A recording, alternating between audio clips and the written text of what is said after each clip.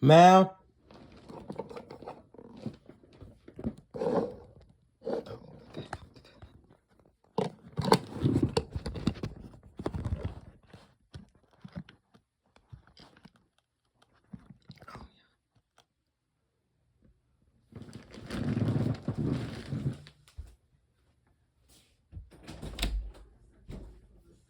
Mal.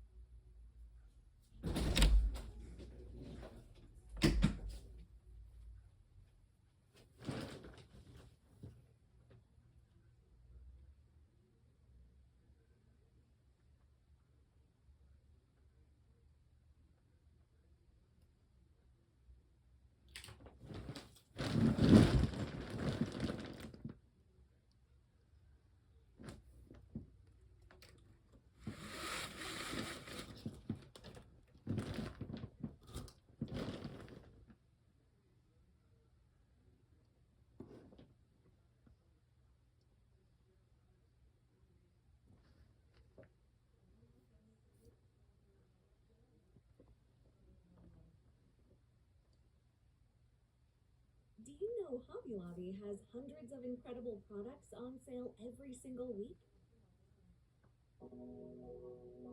Hello everyone, great to have you here on the channel of Media Mark Weather. Welcome. This is a special edition on Francine. We're just going to be covering Francine for this video for today.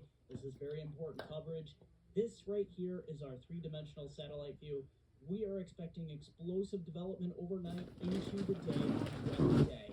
Let's get into it. And here we are analyzing the three-dimensional satellite view. You can see the cloud tops right around the center of circulation, perfect symmetrical of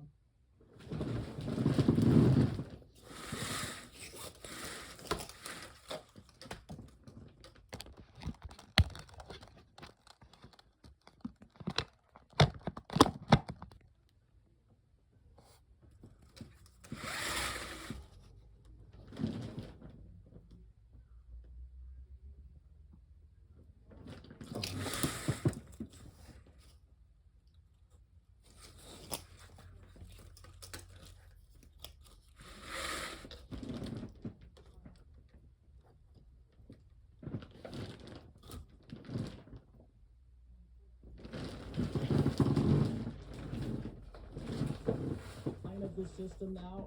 It has a lot going for it. So yes, it did ingest some dry air on the south side of it last night into this morning, and there was some wind shear on the northern side, but that has since slackened a little bit. The wind shear is way up here in Louisiana. So this is going to continue to intensify. Look at that explosive development right around the center of circulation. And here we go, overlaying our expected track here. This is going to come up very close to Category 2. I would not be surprised if this still strengthens just before landfall up to Category 2. But if we zoom out, you can see where the projected path of Francine is likely to go. All right, so we're going to dive right into the hurricane model here, the HWRF. Let's see what we got going on with this latest run of it. Let's see here. Let's see how far we can go. The 18Z run. So as we head into the overnight, here it is rapidly intensifying. This is 11 a.m. on Wednesday morning. So you can see it right around here, a 974 millibar low lining up with our main models, the European and the GFS. Now, I don't know how far. There we go. I can get to landfall on this one. This is landfall 970 millibars. You can see this model has come a little bit back to the west ever so slightly, but it's much further east than it was yesterday. So you can see here's the east side, New Orleans. It's going to be heading feeder bands right into all the eastern and southeastern parishes of Louisiana here. This is not good news, because let me just back this up. I can show you the evolution of these feeder bands coming on shore. This is like a buzzsaw. And that's the problem with intensifying hurricanes. The storm surge really starts to get kicked up. You have this forward motion of these showers and thunderstorms. And look at here on the east side here. That is where some intense feeder band action is going to help pile on some of the water. And as you can see, this is 8 p.m. on Wednesday evening. So landfall is right around between 5 and 6. There, you can see it on Wednesday evening. And then it heads inland. Still 974 millibars just west of New Orleans here. So we can see our last frame. It now has the center, still a 980 millibar low here. So it's plausible that we could have a hurricane barreling into the northern and western part of New Orleans here. I want to bring you over here to the Mississippi, Alabama, and the Panhandle of Florida. Look at this nasty line here. This is the main feeder band. Pascagoula there, Gulfport, maybe as far east as Pensacola here, and Mobile. So yeah, this is definitely going to be a thing as we head into Wednesday and Wednesday evening. So let's take a look at our wind simulation here on our HWRF model. You can see that purplish wind, we're getting up into that 80 to 85 knot right around the center of circulation. This is 2 p.m. on Wednesday. And there it is nearing the coastline here. You can see the Louisiana coastline. It's going to come in, and some of that wind is going to make it into New Orleans and all these southeastern parishes as well of Louisiana. There's the eastern eye wall making it in to Lake Pontchartrain here. That is a little disturbing. And look at this, the wind really kicking up across southern Mississippi and Alabama all the way over to the panhandle of Florida. So let's see how our European model's handling this. You can see as we go out here in time, very similar location targeting parts of south central and southeastern Louisiana. 5 p.m. on Wednesday here, late afternoon, early evening. And as we continue to go here in time, let's see if we can get this to move ahead. There we go.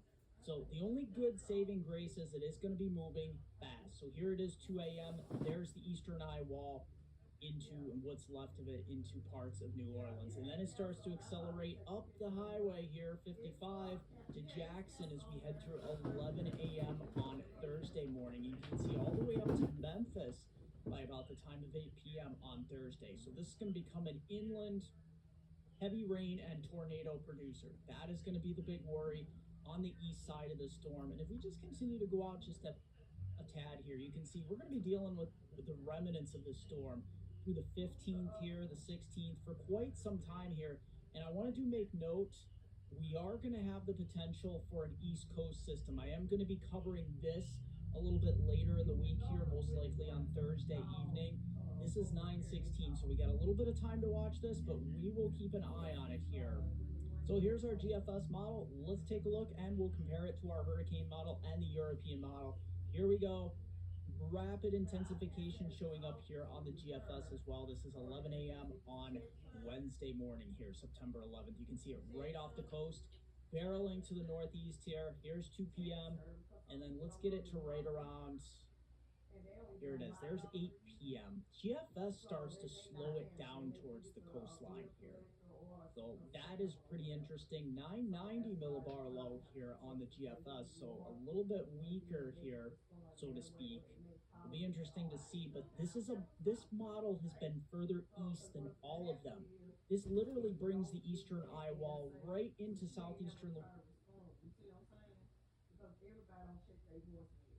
And that's why a lot of these voicemail boxes full or they don't have it activated. So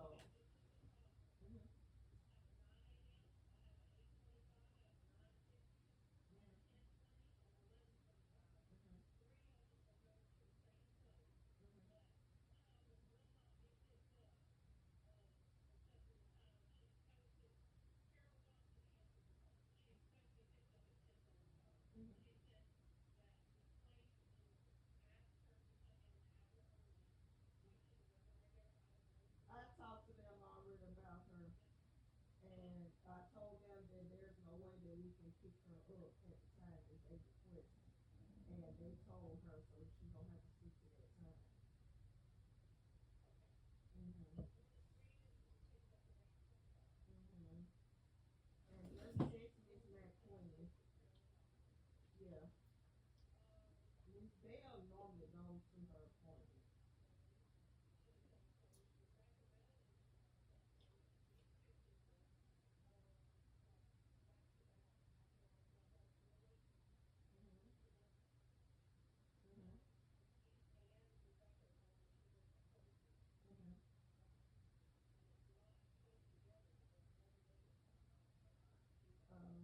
I don't know either. I mean, you can always come in early and tell them, hey, I'm gonna get you earlier. That's the only thing I can tell you to do.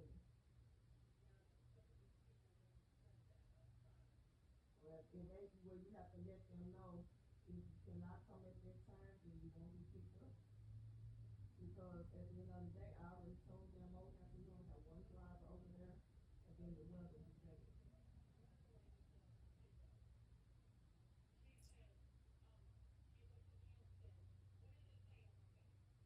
Yeah,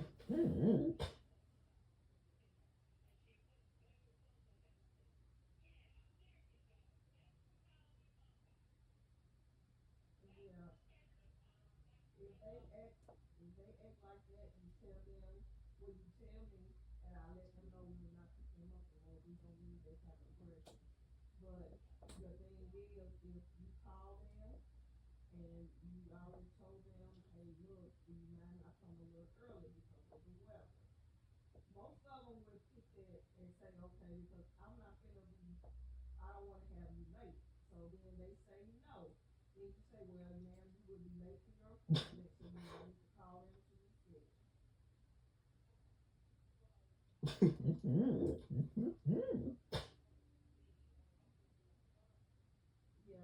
but from what I was told, um,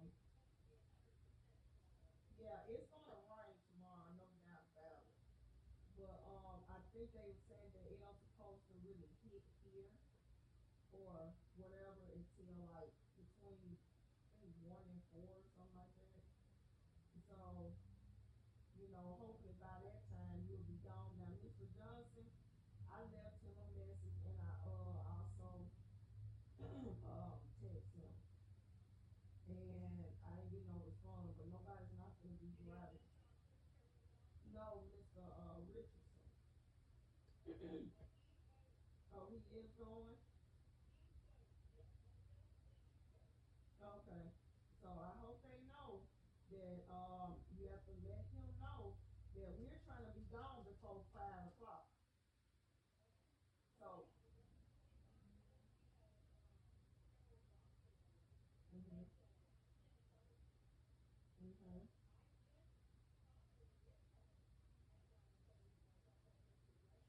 Yeah, that's fine. However you want to work it. Yeah, it's however you map it out. It's fine with me. But like I said, as long as you discuss with them, say, hey, I may have to come about 30 minutes early, and they say no, you let them know, well, ma'am, you may be late for your appointment. So sometimes when they hear the word late, then they'll say, oh, well, let me go ahead and make sure I'm up. You know what I'm saying? Because if you just pop up at their house, they're gonna be looking like, wait a minute, my appointment not until what time? Why you didn't let me know so I can get ready? Yeah. But if they don't answer, like I told them over here already, if they don't answer the phone, huh?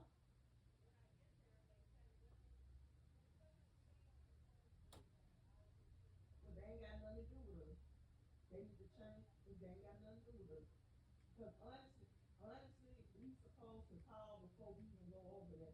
And if we call and y'all don't answer the phone, and we go over there and you don't answer the door, that's gonna be a no show.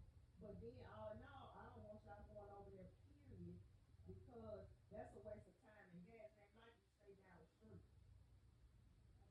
So as I would, yeah, if you can't get in contact with them, don't go to them. Cause well, them too bad. You know what I'm saying? To be even worried about it.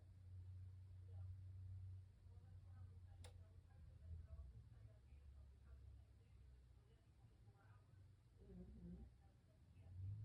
Yeah, and they already, you know what I'm saying? Like, even if we call them and they don't answer the phone, that's considered a no-show. Because, Mhm. in her mobile care book policy, we ain't really got to go over there. So, that's what I'm saying. If they do not answer the phone, then, and that's why I tell Livia call and she don't, they don't answer the phone, guess what? She don't go. She just tell me, say, hey, I called so and so several times, left message, left text. Because like I said, most older people they don't listen to their voicemail like that. So they'll look at a text quicker. Mm-hmm. Yeah, but yeah, when you have when they act like that, when they act like that, then hey, it is what it is. But you just let me know, and I let Mobile Care know, and say, hey, you got patients on here aggressive. I do not tolerate that. This is my business. Y'all really work for us because if transportation don't exceed, then guess what? Y'all won't have a job at Mobile Care. And I told them, I said, look, if you don't have no transporters, y'all don't have a job. So people won't get to their point. So they have to think about that. And New Orleans up to But I'm Slidell gonna and talk to Mr. Gulfport here. Green. So He's going. please heed Yeah, those he's going. hurricane. There's hurricane watches Yeah. extending further east now. So please heed those hurricane watches, tropical storm warnings, and hurricane warnings. We can Yeah. see by 11 p.m. and then it's Okay. starting to So book it yeah, up but like I said, I talked to 55 Green. here I didn't towards talk to him first, but Jackson Mobile as Care we. called me about Green. He said he's going, and Kara said she's going. So those are two they called me about. They said they are going, they wanted, cause she wanted to see she coming out early. I said, I don't think, you know what I'm saying? I mean, I said, if you get early, that's fine. If you get her, she really wants you to come and get her early whenever you can. Okay, okay, that's fine. However, I said, however you wanna do it, she'll be fine with it. All right then. Okay, okay, that's fine. All right, bye. You too. Yeah, I got some patients to get to, so I got two that stay in, it's in Gulfport area. They just added on my list, but not for mobile care, for Memorial. So I don't even see how they even trying to do appointments, and these people gonna be closed. Some of them gonna be closed at these clinics. I'm looking, come out going to the fusion clinic, but as I said, I don't think the weather gonna get bad until 12, 1 o'clock. I know the dialysis clinic closed here because I had a couple patients say they closed, and I know the wound care is closed because Miss Social, she's not going, she canceled and all that. So I gotta go in the system in the morning and cancel all these people. And so yeah, you can take the blue car, just be careful. All right then. Now, if you want to take the truck, that's fine. But I would take the blue car. Blue car got gas, and I ain't even been up to even go over there to look at the other vehicle. All right then. Yeah, just come in at 7. All right then. All right. All right.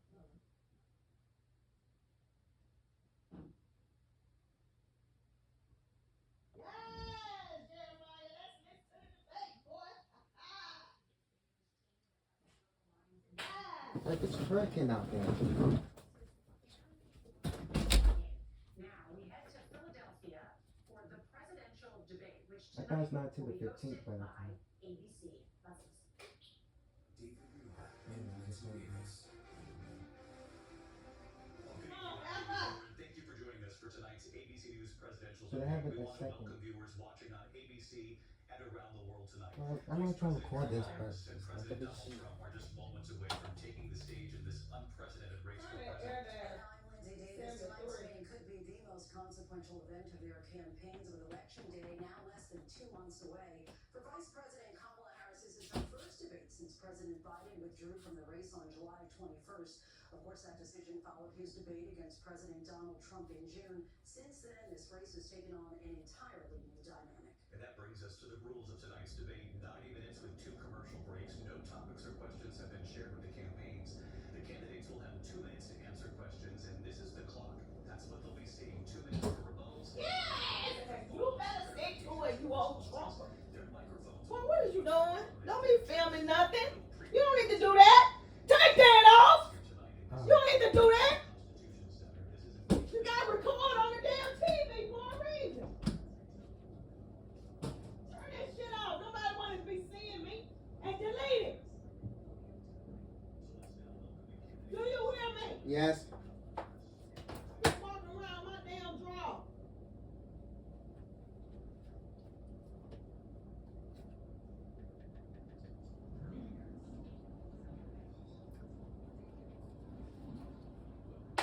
Okay. Woo, yes, let's get to it.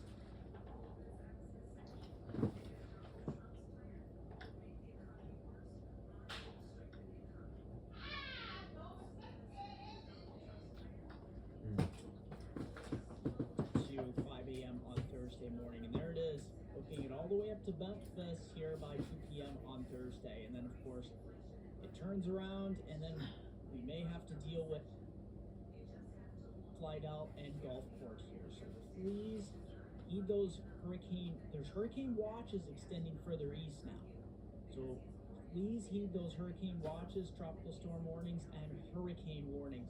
You can see by 11 p.m. and then it's starting to book it up 55 here towards Jackson as we get into 5 a.m. on Thursday morning. And there it is, booking it all the way up to Memphis here by 2 p.m. on Thursday. And then, of course, it turns around, and then we may have to deal with a tropical system here hitting North Carolina. Both models now are showing right around the 16th, 17th time frame for North Carolina. All right, so here's a product I like to use on the HWRF model. This is simulated satellite. Gives us a really good, look at that. Just right now, the core is really intensifying here, so to speak. So let's just go out a bit here. We can get a little bit further out. Look at the explosive development here. Now, one thing that's going to start to really affect this system to the north, there is some vertical wind shear up here towards Louisiana, and that could be some of our saving grace. But you see, you go from, there it is, 2 p.m. on Wednesday afternoon, and of course, you can see a very solidified storm at this point. Classic buzzsaw, almost. You can see most of the thunderstorm action right around the center here, and these eastern feeder bands is where we're going to get a tremendous amount of rain and wind and surge. And then, of course, as we head through about 8 p.m. on Wednesday evening, it does start to weaken, obviously. Get some dry air entrained into it, and, of course, that upper level wind shear. But you can see the core still intact here over New Orleans. So this is a trend we're going to have to keep an eye on. This is pushing ever so slightly as hour by hour we go into this. And look at this. I want to make note of something here. This is rather interesting. This model is wanting to push a lot of the thunderstorm action. And if you get a timestamp on here, this is 2 a.m. on Thursday morning, all the way over here into Alabama and the panhandle of Florida. And thanks for dropping the tidbits here for our intensity analysis. There it is, Category 1.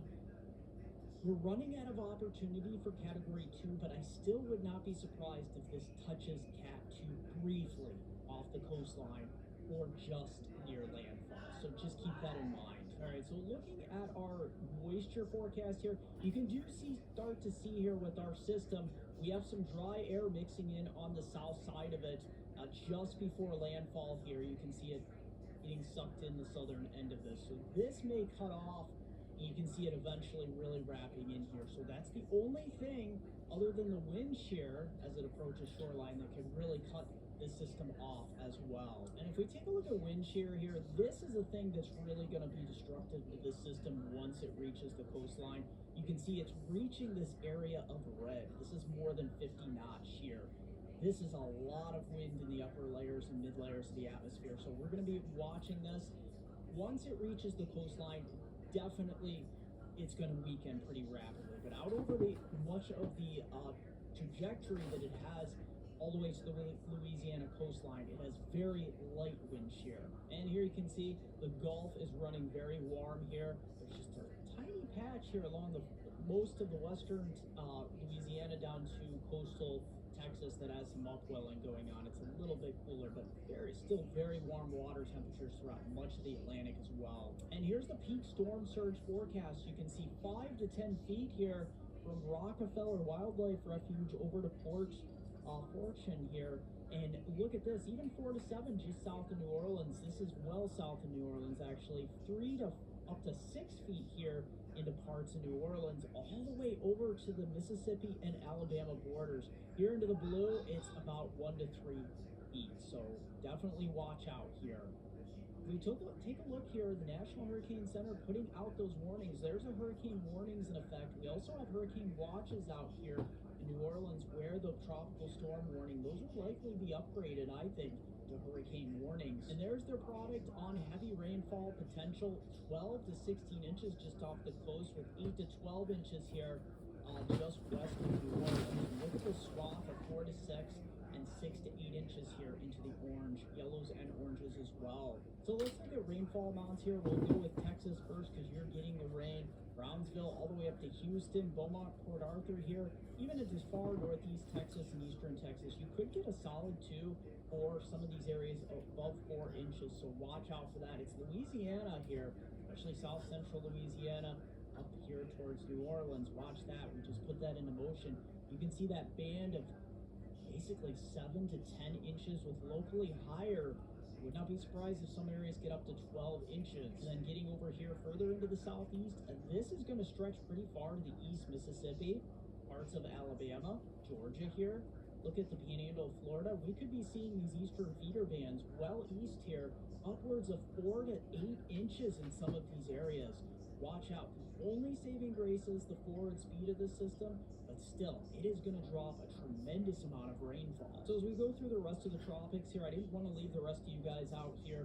We have a lot to talk about. We got this big system out here that's likely to develop. This frontal system here is likely to really just start to fizzle out here. So we're not going to see too much in the way of activity, but it's this second system behind us here. That is where we're really going to start to see some major issues here, and that is actually with Invest 93L, right back here towards the Cape Verde Islands. So as we just put this into motion, you can see this propagating towards the west here. There's going to be a couple systems we're going to be watching.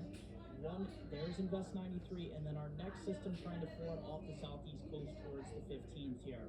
So as we continue to put this into motion, you can see the Caribbean for the most part, except near Nicaragua, as we head through the next week, has some showers kicking up. But look what we're going to be looking at. We could be looking at a landfalling storm here in North Carolina, as well as this system really rapidly intensifying here across the Atlantic.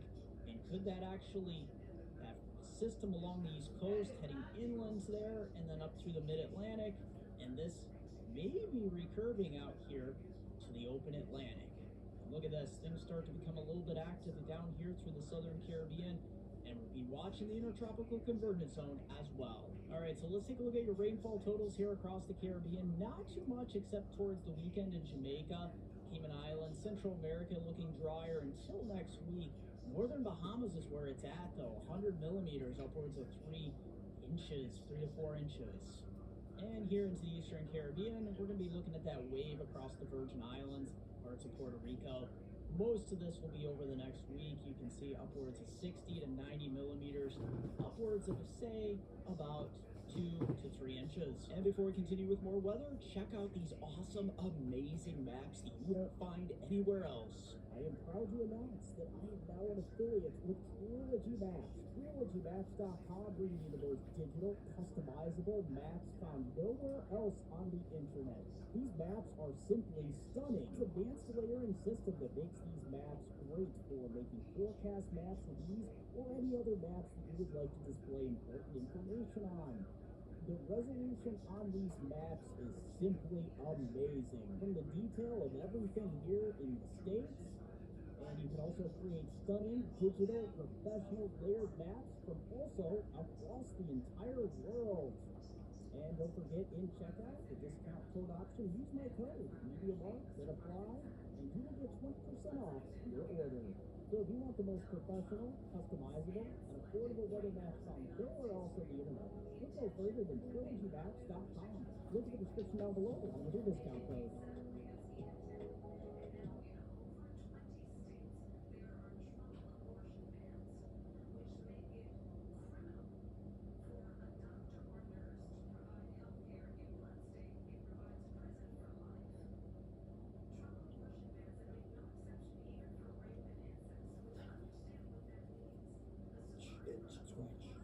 Stop the insanity with cortisone 10 for bug bites, poison ivy, or... Well, Steve, we've got some pretty big news into the Fox Weather Forecast Center. We now have Hurricane Francine. It has officially formed. Not changing really the go impacts here that we're seeing along the Louisiana-Texas coast as it heads deeper into Mississippi, portions of Arkansas, as well as Tennessee.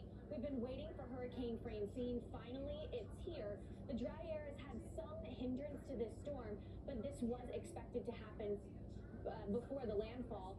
By Wednesday into the morning, still expecting to maintain that hurricane status as it makes its approach towards the Louisiana coast.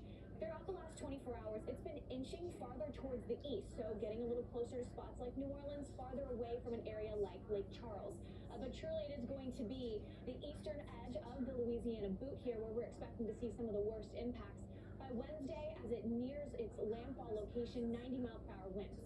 That is a mid-level Category 1, which is certainly better than the original forecast that we've seen where it was a Category 2 on approaching landfall. So Category 1 still going to be a big concern for residents. We already have people going out, getting sandbags to prepare some of these coastal communities.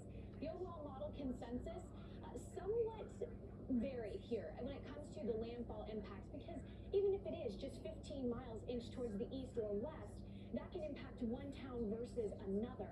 And so it will be paramount really over the next 24 hours as we get closer to potentially 3 p.m. or an 8 p.m. landfall arrival. That's sort of the time frame that we're looking at for areas right along the Louisiana coast to be prepared. The overall model consensus is not through New Orleans, but it does put New Orleans on a dirtier end of the storm, where we do have that tornado threat that exists, as well as storm surge and some intense rain, which will lead to freshwater flooding as well. The previous forecast from Tuesday in the morning, you can see that model consensus sliding towards the east, and that is what can change in less than a 24-hour period. So now it's crucial to be watching those small detailed changes as we wait for landfall tomorrow, Steve. And Haley, so we know the timing of it all, and you had mentioned freshwater flooding. That is our second component. The amount of rain, tropical in nature, those torrential downpours triggering a flooding risk now with Francine. And you've already noticed on this radar loop so much of this rain, which is fragmented and separated from where Francine is, already hitting areas like New Orleans and coastal Louisiana. So that's why they're under a flood watch. Notice the flood warnings. You have green blocks of areas like Morgan City. Then you have some stripes, and that's important to talk about because those are going to be the rivers and the tributaries that try to absorb all of this water that's going to be pushing onshore. Why? We are at a 3 out of 4 risk right now. Won't be surprised if tomorrow, when we get into the day, there's a spot that's a 4 out of 4 with the extreme nature. Because let's be honest, last week was extremely wet. We're on a historic run with how soggy this region is. If you add another additional 8 to 12 inches of rain on top of that, that becomes life-threatening conditions from Vermilion Bay and New Iberia all the way back towards Baton Rouge and New Orleans. So when we look at this, we've talked about how the model is inched to the east, and yes, New Orleans on the dirty side, but the capital city, Baton Rouge, 5 to 8 inches of rain. They're also taking the core of this storm, pushing through. So not only are you getting waterlogged, you're looking at the wind intensity, which we'll talk about other areas back to the west, major improvements. When you're looking at East Texas, doesn't look like it's going to be a major event. It's the I-49 corridor, Opelousas, down towards Lafayette that has to worry about flooding as well. Let's talk about the coastal impacts, though, and what can be anticipated for those areas. Not a good sign here, Haley, when you're talking about all this wind energy pushing onshore. Well, Louisiana already so prone, just given the landscape of its coastal areas, to storm surge. And we see storm surge warnings extending the entire coast. It does include a very small portion of coastal East Texas, but truly at this point, especially with the easterly movement, less of an impact expected as we approach landfall. We do have storm surge watches that are in place for the Alabama coast, especially through Mobile. We've got that bay there, so any kind of small inlet, you see the winds pushing that water farther inland. So it doesn't matter if you're right up against the coast, even if you're farther inland, but you know you have a bay, a river, an estuary that gets fed from the Gulf of Mexico. That's where we are going to see the water levels rise. In some instances, it could be up to 10 feet. That is just towards the east of Lake Charles throughout Morgan City. New Orleans expecting up to 4 feet. But honestly, though, Steve, I wouldn't be surprised if some spots saw a little more than 4 feet, especially near New Orleans, where the winds are supposed to be whipping the fastest, pulling it into some of the landscape here, especially with this bay that comes in near Slidell. So potentially a couple areas up to 5 feet.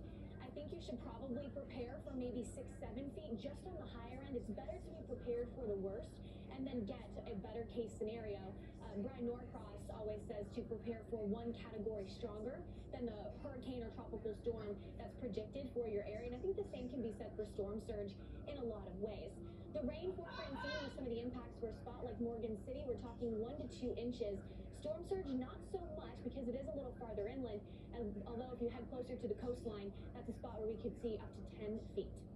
And as we take a look at storm surge, that's a wind-driven event, so let's address the wind and how we categorize these storms. Francine is a Cat 1 hurricane right now because of its wind threshold, and it's only expected to get stronger as it makes its approach towards Louisiana. Right now, you'll notice it's far enough removed from South Texas that the sustained winds out of Brownsville still into the mid-30s right now. But when you looked at that hurricane icon, it was encircled in gold. That means 60 to 100 mile per hour winds, a healthy core, a solid foundation now as it stays out over warm water. Why we have the hurricane warning, not only for coastal areas like Grand Isle, Morgan City, and Cameron, but also that has to be taken note of.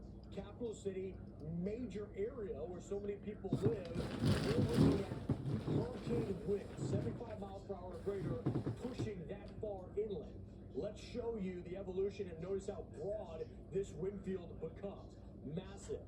This is the hurricane gust starting by early tomorrow afternoon. The core of this pushes right through towards Morgan City and then up towards Baton Rouge. Notice hurricane gust could still get up into areas of southern Mississippi towards Macomb. When you're watching this, you can see how impressive that I-core is moving on shore. These are where we have the wind gauges, the anemometers there in New Orleans and Baton Rouge, but coastal areas could see the strongest wind gusts, of course, throughout this event.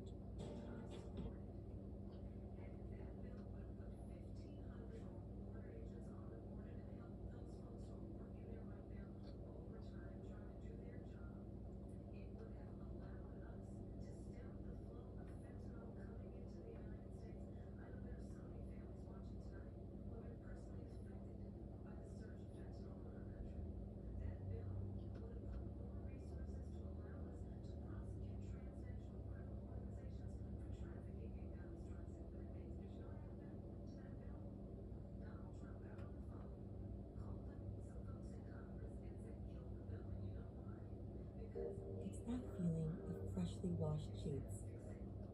Cozying up on the sofa. What I'm still seeing is at the convection. That's another word for thunderstorm.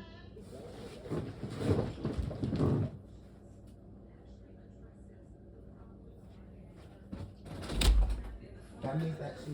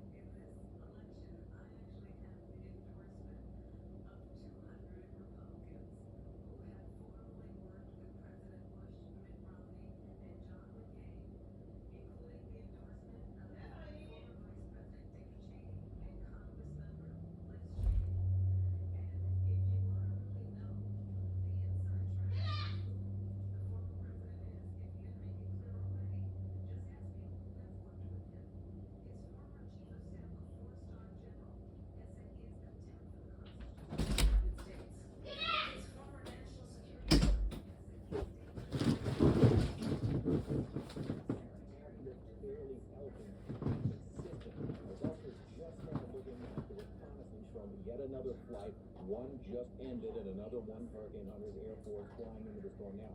And it does look like they're starting to find, maybe not necessarily right at the center, but within some of these more intense thunderstorms, hurricane force winds. All that would lead me to believe the next there we go, 7 o'clock, a hurricane. This is the first time it is being classified as a hurricane, and winds now of 75 miles an hour. So I guess they took that data, issued it a half hour ahead of time, and has called Francine. So now Francine officially is a hurricane. Northeasterly motion at 10 miles an hour. So they really haven't seen that forward motion pick up very much at all.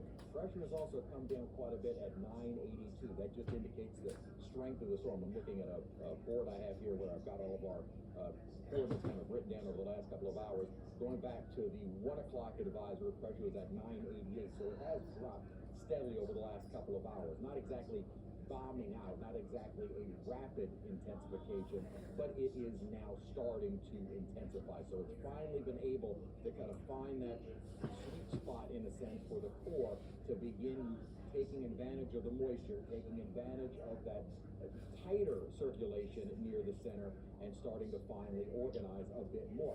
What happened, we were talking about this earlier, kind of a broad overall circulation in a very large area. Something that large is not going to be able to tighten up and start increasing in that energy and that speed, where you would start to see the something that we were watching was the fact that thunderstorms and it looked like little bursts of convection were trying to concentrate right around almost the northeastern corner of what had been an overall broad circulation. If we want to see it, it would have been great if it had stayed weak, stayed unorganized, but if it is starting to now organize and tighten up, if that is a continued trend through the rest of this evening, by the 10 o'clock advisory, I would venture to say the models, if that is a continuing trend, even going into tomorrow, I would venture to say we probably won't then see any real major adjustments to the forecast models with regards to its eventual landfall. Again, we're now closing in on well less than 24 hours before it is on land. So the window of opportunity for further strengthening is continuing to shrink. That all is good news. Again, the forecasted track has not changed. This is the same as of the 4 o'clock. We're not going to see a new one until 10. But it is interesting to note that Francine is now a Category 1 hurricane. We will see what the thinking, if there's any difference in the thinking for the Hurricane Center. But as we were just talking to Jamie Rome, it's something we, and I do feel like sometimes we contradict ourselves. We don't want you to follow just the center line. We don't want you to follow just the center of the storm, because obviously impacts are going to be felt well away from the center. The cone does not represent the storm itself. The cone only represents where the center of the storm is expected to be. And at this point on Wednesday afternoon, it could be on the center line. It could be a little bit farther to the west. Maybe it follows more path toward Marsh Island, or maybe it's a little bit more to the east and following a path taking it a little bit more into Barataria Bay. All certainly very much a possibility. And I think that's why he was saying you don't want to focus just on that center point, just on the center line, and sometimes just on the cone itself, because the impact's going to be felt well away from it. However, with that said, you want to avoid the center of this storm. That is where you're going to find the strongest of the winds. That is where you're going to find, at times, some of the heaviest rainfall, depending upon the storm. But that is where the worst of the storm will likely be, right at the center. And that's where you want to avoid. And trying to figure out exactly what communities, what parishes will be within that center line is what is sometimes a little trickier to figure out. Computer models, again, have been in season agreement with that eventual path, but they also all fall within kind of a margin of error. Maybe a little bit more of the eastern side of the entire forecasted cone, but that still really doesn't change the direct impacts to our viewing area. What it would do is change maybe those communities that are directly impacted by some of the strongest winds. Keep in mind, it'll probably maintain its strength well inland because it's going to be moving so quickly. Note, though, if we are able to find winds of 75 miles an hour right around the center, we have a buoy that is not too far to the east. It is only reporting 30-mile-an-hour winds and gusting up to 40. Unless this wind field dramatically increases, the strongest of the winds are not going to be over a large area. They're going to be right near the center.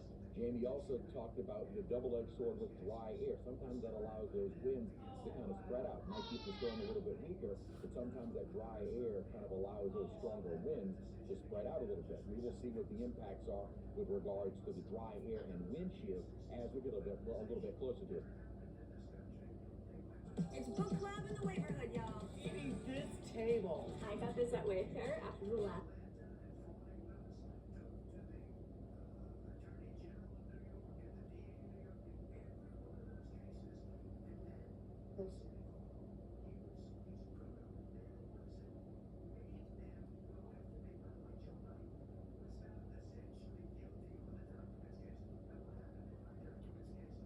What I'm still seeing is that the convection, it's another word for thunderstorms, developing around the center have looked fairly healthy and consistent.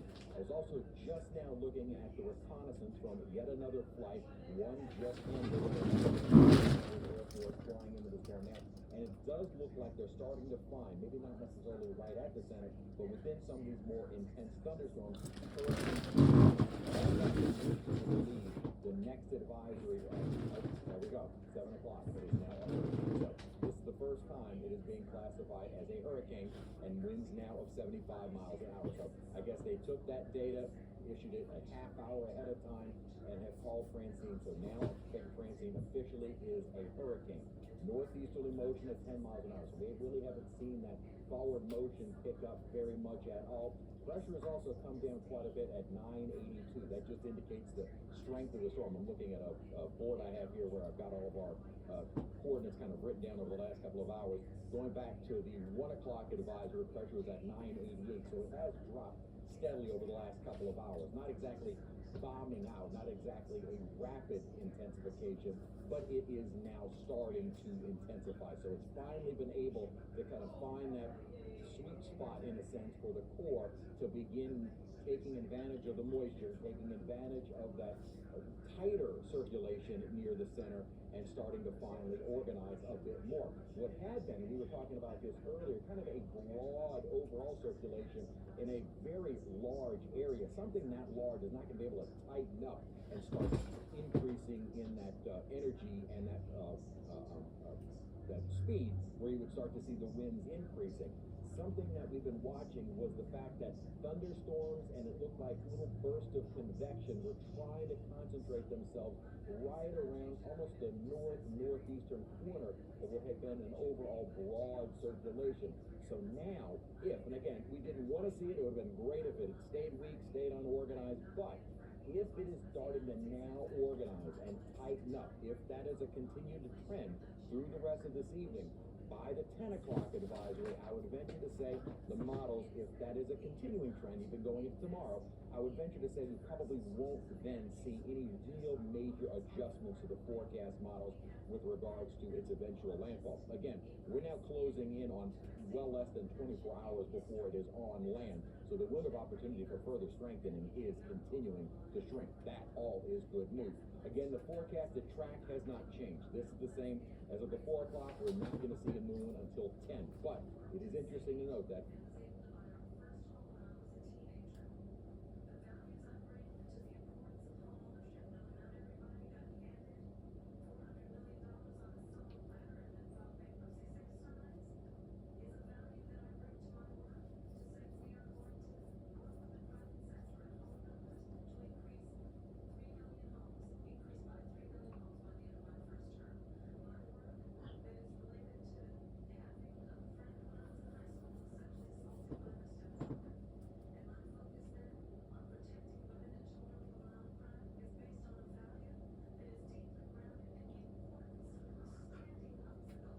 If you're in college, you're about here in the timeline of your life. The big picture is overwhelming. And that's why we're expecting more of those strong winds as, I would say, the primary threat for the entirety of our viewing area. Now, the winds early tomorrow morning are still manageable. Breezy, we'll have the rough rainfall at times, but still, at the last possible moment you needed to go out and do something, you do have the morning hours. But by midday and through Wednesday night, I'm going till after midnight tomorrow night, we're looking at those winds picking up 50 to 60 mile an hour sustains. Obviously, there is a range depending upon what part of our viewing area and how close to the center of the storm you are, but winds gusting 70 to 80 miles an hour. And some of the models, we'll see what the trend is, have also been indicating the potential of hurricane force wind gusts, not sustained, but wind gusts, even in the metro area. So what you still can do tonight and early tomorrow is secure all of those loose items. I'm hoping everyone has brought in whatever Halloween decorations they started to put out, trash cans, anything outside, start bringing that in. Storm surge, that really is started already and will continue to increase throughout the day. Rough idea, we're looking at the lakes south of the Mississippi coast of the Mississippi Sound at around 3 to 5 feet. Most of our southern and kind of that eastern facing shore along Plaquemines, Biloxi Marsh and St. Bernard, about 4 to 7. And then areas around Terrebonne Bay and west, 5 to 10. Those are the highest totals. Again, this is kind of the worst case scenario being established with these numbers. What you need to do, you need to get to higher ground. That's really no other way to avoid the incoming water level. And as far as heavy rain goes, it'll be with us most of the day tomorrow, probably beginning in the morning, maybe before daybreak, and throughout the latter part of the night. Overall, we might see 4 to 6 inches, isolated 6 to 8, and within the band of where the storm makes landfall and continues inland, we could see 7 to even 10 or 12 inches of rainfall. That, again, is kind of the worst case scenario. So what you would need to do tomorrow, avoid any of those flooded roads. That's why tomorrow you don't want to be out and about. And with the rain and kind of the flooding that we are expecting, it's going to take some time for all of that to clear out. So even Thursday morning, kind of avoid being on the roads, give officials time to go out and inspect everything, and then start sanding that all clear before you start returning to specific areas.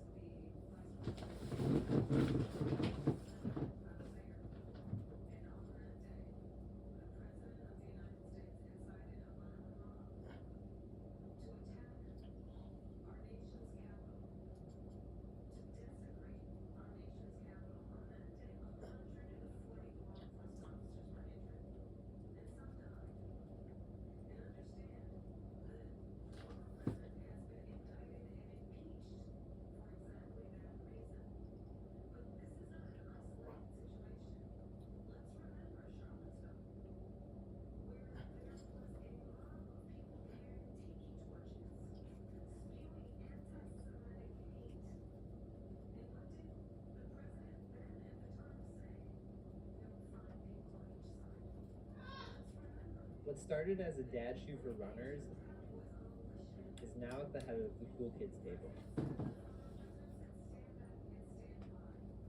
The winds jumped from 65 to 75 miles per hour. Very low end category 1, but it still has some more time for forecasted strengthening. We also see that the pressure in the millibars began to drop as well from 5 p.m. to 8 p.m. from 987 to 982. Both are key signs that we are seeing a strengthening system. In addition to Francine, we also have the stationary boundary that's being fed by the storm system as well. So we're seeing some intense rainfall already starting to impact areas along Interstate 10 and closer towards the Gulf of Mexico. So that's setting the stage of already wet conditions before we have this tropical mess get closer towards Louisiana. Here's the overall time span. We have had pops of intense convection, which is expected as you watch a storm begin to gather itself. A lot of this has been due to the diurnal minimum and maximum. So into the overnight hours, we watch the maximum as the upper air begins to cool a lot faster than the surface.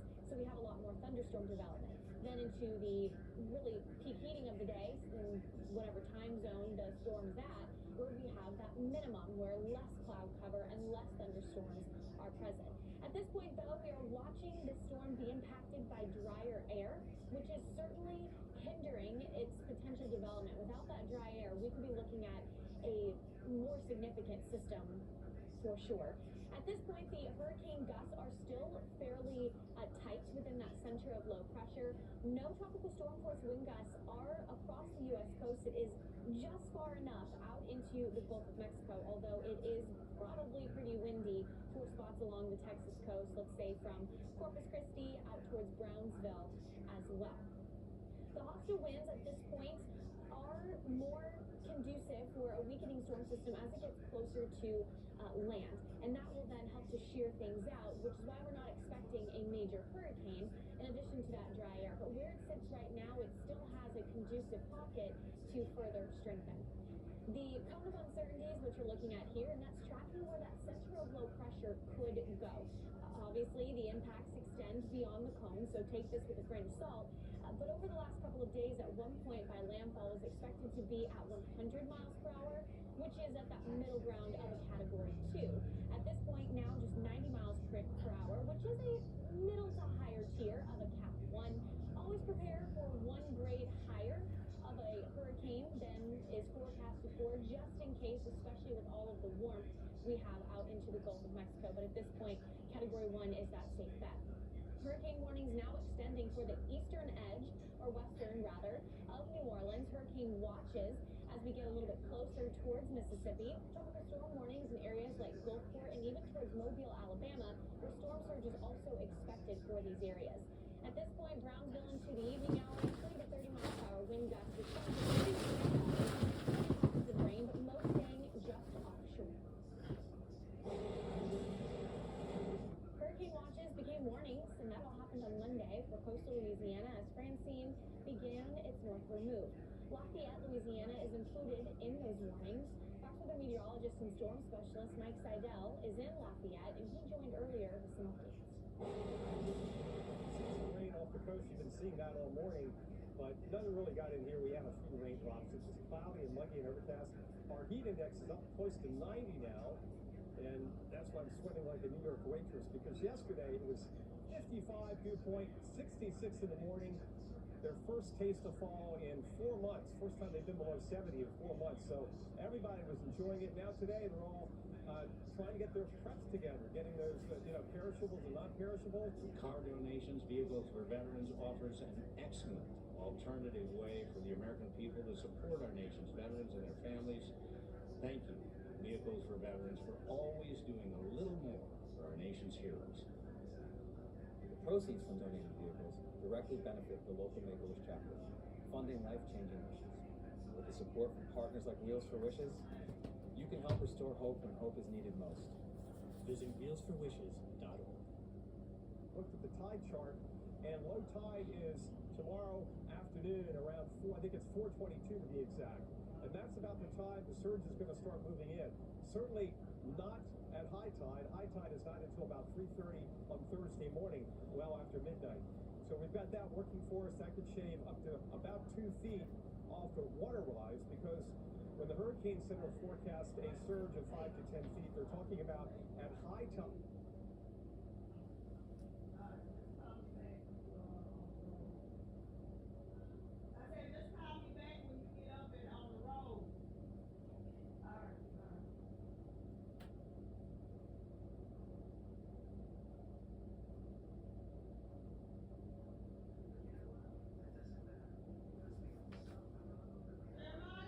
Mal?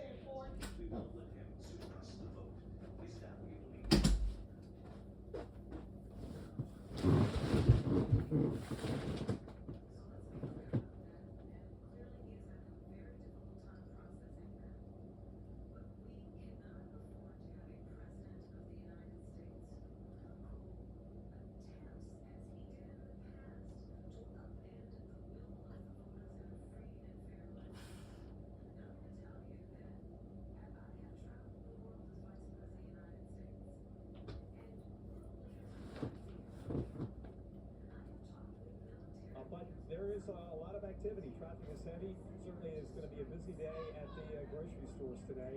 And you got to think that most of the restaurants will be closed tomorrow. And certainly they're going to be filling up the gas tanks. So they're doing the normal preps you would expect, but they know it's not going to be a Laura, which came in and just hammered Lake Charles as a Cat 4. This is coming in at this point as a high-end Cat 1. Maybe it makes Cat 2 status briefly, but the difference between a 95-mile-an-hour hurricane and a 100-mile-an-hour Cat 2 is really no different. The first signs of Francine have already been felt for coastal Texas. What you see here is South Padre Island with some coastal flooding that was felt earlier on Tuesday. But that flood threat is expected a little bit farther towards the north into areas like Louisiana, Mississippi, and even Alabama, and portions of far eastern Texas. Francine really only just beginning as we expect the landfall for Wednesday into the late afternoon, early evening. Here are the storm surge alerts that we've got. Now notice just to the south of Beaumont in eastern Texas, we do have that storm surge warning. Less of a concern though. It's as we head really towards the east of Cameron, out towards Morgan City, and beyond that, even for areas like New Orleans and out towards Mandeville, where we are expecting upwards of 10 feet of storm surge. For New Orleans at this point, the forecast is a little bit less than that. We're talking up to 4 feet. Certain specific areas could see maybe 6 to 7 feet as well.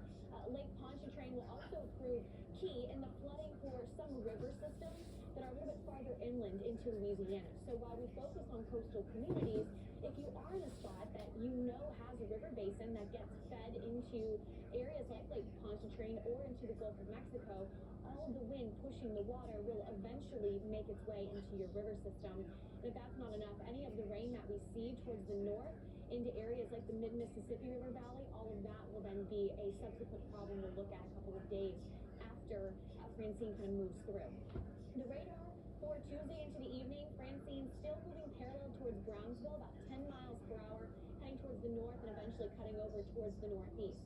It is just far enough into the Gulf that we're not seeing any major impacts besides some storm surge with the wind sort of pushing the water onto shore, especially when we're in the high and low tide cycles. That's also key to when you'll see your max storm surge. While the storm surge is an issue, we also have some flood alerts with the freshwater flooding, with some areas expecting to see over 8 inches of rain. And in addition to that, we are also tracking the threat for severe weather going into Wednesday and Thursday, with the dry air getting wrapped into Francine, creating a dry line feature that could prove potent for tornado activity, something we'll watch for Wednesday. New Orleans is currently currently bracing for the impacts. It's been a murky, stormy sunrise that we had on Tuesday morning. We'll take you to the rest of the tropics coming up next. We're watching a couple of areas closely for our next named storm. The industrial grade products you need. Granger, for the ones who get it done. Laura's store is so much more. The industrial grade products you need. Granger, for the ones. Coastal communities, if you are in a spot that you know has a river basin that gets fed into areas like Lake Pontchartrain or into the Gulf of Mexico, all of the wind pushing the water will eventually make its way into your river system. If that's not enough, any of the rain that we see towards the north into areas like the mid-Mississippi River Valley, all of that will then be a subsequent problem we'll look at a couple of days after Francine kind of moves through. The radar for Tuesday into the evening, Francine still moving parallel towards Brownsville, about 10 miles per hour, heading towards the north and eventually cutting over towards the northeast. It is just far enough into the Gulf that we're not seeing any major impacts besides some storm surge with the wind sort of pushing the water onto shore, especially when we're in the high and low tide cycles. That's also key to when you'll see your max storm surge. While the storm surge is an issue, we also have some flood alerts with the freshwater flooding, with some areas expecting to see over 8 inches of rain. And in addition to that, we are also tracking the threat for severe weather going into Wednesday and Thursday, with the dry air getting wrapped into Francine, creating a dry line feature that could prove potent for tornado activity, something we'll watch for Wednesday.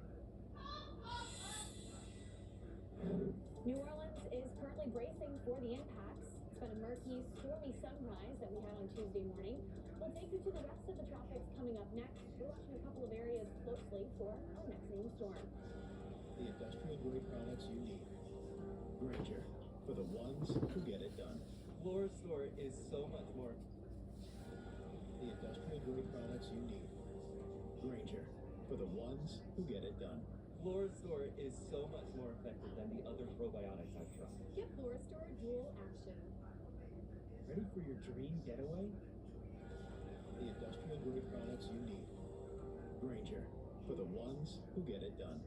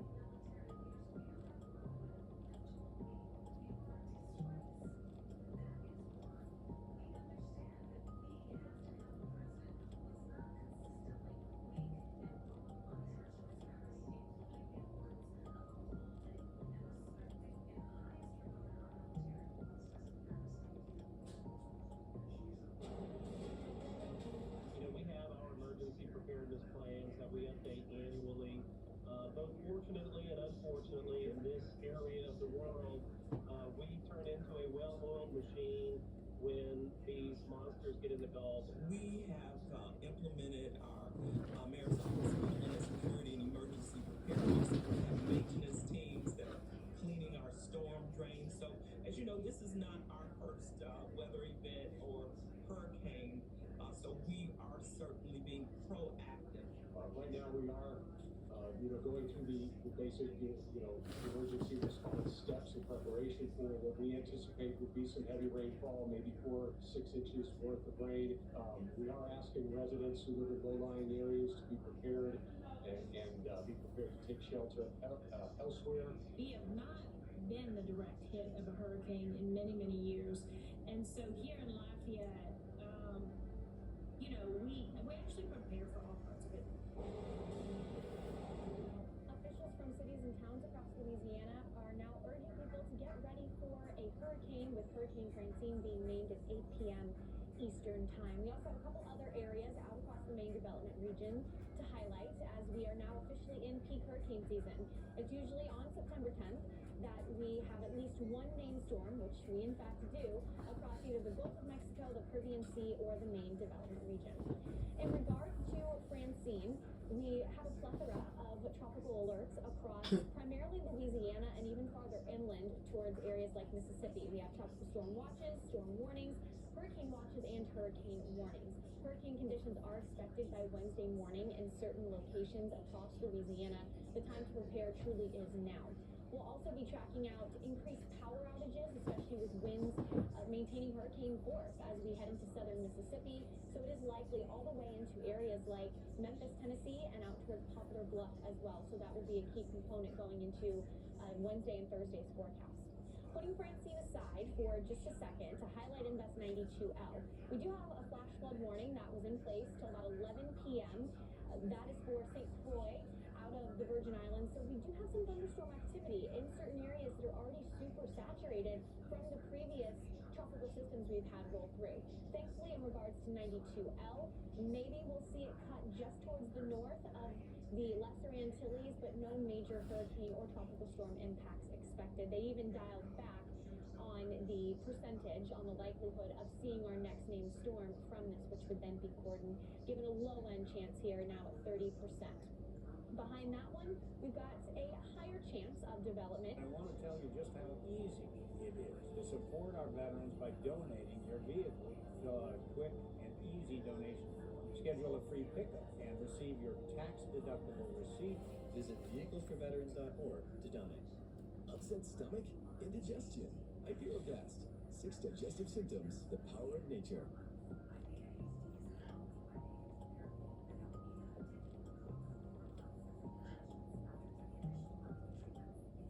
See some kind of interaction. Exactly what transpires from these storms interacting, if they do, that's still a bit of a forecast question mark. But at this point, they are still sitting in a favorable environment for further development, which is why they still have decent chances here. They are in the mid-80s for the water temperature. The moisture is there, especially towards the southern end where that center of low pressure would try to form. But to the north, especially where they're tracking, a lot more dry air. And the dry air has really been a problem for a lot of storms we've had in 2024 so far. In addition to the dry air, we also have more of a hostile wind environment as they head further to the north, especially for Invest 93L. Here's how things play out for areas like the Lesser Antilles. Continue to expect some periods of heavy rain, maybe some organized systems as we head into the weekend. Lake Charles is one of the areas that's out in the Bayou State that's actively preparing for Francine's fury. Earlier today, meteorologist Donald Jones with National Weather Service Lake Charles joined Fox Weather, and he gave an update on what the city is expecting as Francine inches closer. Certainly a sigh of relief for the Lake Charles area this evening as this track has been gradually shifting further to the east. Of course, we certainly don't wish tropical conditions on anybody, but everybody breathing a little easier in the Lake Charles area tonight. We are ruling out the possibility of maybe some low-end tropical storm force winds, but we're not looking at anywhere close to what we're expecting to see further east over towards the New Iberia, Morgan City area, close to where the center of circulation is expected to make landfall with 80 or 90 mile per hour winds. And Tom, I was just going to ask you, something that went viral this week, of course, you're talking about that skyscraper. They did the demolition on that because of prior storms that did so much damage with that. My concern when I saw that was now there's so much debris. Like when we look at this, an important moment, right? Because that's a vulnerable structure. So many windows were shattered. But now where is all of that debris? Is that something that's talked about in the local community, worried about it cleaning this up before, 30-mile-per-hour gusts come in? Or does this seem like it's been all contained in? That's certainly a concern. That's something that I've been hearing questions about for the last 2 or 3 days. What's going to happen if we have all of this wind come in with all this debris?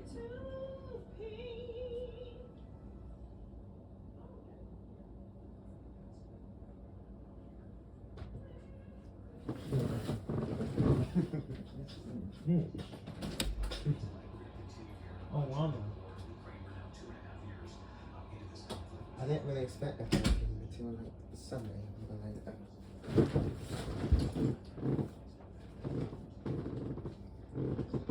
Laying around what is essentially downtown Lake Charles. Yeah. I think this is I one don't of think the winds are going to be strong enough in Lake Charles for it to be a major concern, so we kind of dodged a bullet in that respect. But there was a lot of concern about what was going to happen to all of this debris, everything from metal rebar to glass, just a lot of dust that's now kind of all over downtown Lake Charles at the moment. Thankfully, I don't think with the 30-ish mile-an-hour winds that we're now expecting in Lake Charles that it's going to be too much of an issue. But it's certainly something that I don't think was a thought about ahead of time. When the building was imploded just last weekend, that all of a sudden we'd be dealing with another tropical system so soon. Right, it shows you how quickly Francine came to fruition. Don, I want to get your insight, because we say Lake Charles, right? But you're covering a lot of Louisiana and also East Texas. Your insight on Vermilion Bay, New Iberia, Morgan City, I mean, they're still in a big threat zone, and you're talking about that storm energy and just movement pushing in. Can you kind of walk us through what your concerns are and the vulnerability of just the coastline there? Yeah, this is an area that kind of like Lake Charles has been almost under threat from a lot of tropical systems in the last few years, and this is just the latest example of that. The biggest concern that we have with this region in and around Vermilion Bay is as this storm approaches and these northeast winds begin to pile water into the bay, we are going to be looking at a significant storm surge. I suppose it's actually kind of a good thing that we're only looking at hopefully a Category 1, if not a low-end Category 2 storm, because from a directional standpoint, this is kind of the worst-case scenario for that region in and around Vermilion Bay, where we have very strong northeasterly winds, essentially piling water into the bay, and it has no way to get back out. So the big concern initially is going to be the threat for storm surge, where we're looking at 5 to 10 feet of storm surge outside of the protected levee areas. Most of Morgan City, the city proper, is protected by a levee system, but there are populations outside of the levee system that are going to be very, very vulnerable to the storm surge. And then, of course, on top of that, we have the threat for 10+ inches of rainfall that's going to cause a lot of freshwater flooding in that area as well. So many layers to these impacts. I know it's going to be a busy, next 48 hours for you, so we appreciate your time. National Weather Service, Lake Charles meteorologist Donald Jones. Donald, thank you so much. Even ahead of Francine, the Gulf Coast states have been soaked this month already, marking the wettest start to September for many major cities.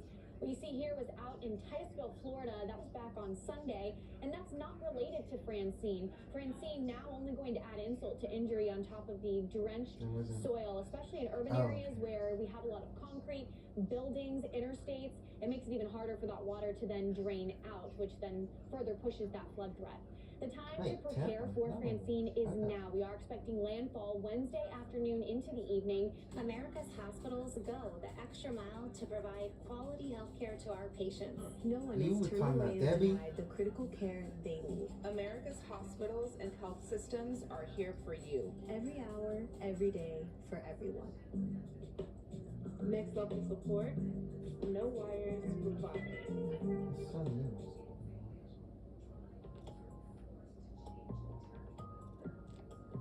I feel like at some point going into tomorrow. For today, we are watching Francine pull towards the north-northeast.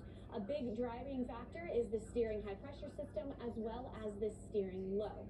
This low pressure here is also providing quite a bit of dry air that's going to get entrained into Francine.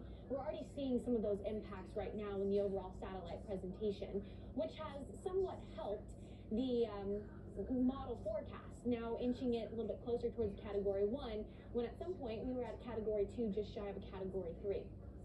The model consensus has been sliding farther and farther off towards the east over the last 24 hours. So areas into New Orleans, at one point you weren't under the cone of uncertainty at all, and now we could see a landfall just immediately towards your south. So that's just going to show how imperative it is in the last 24 hours.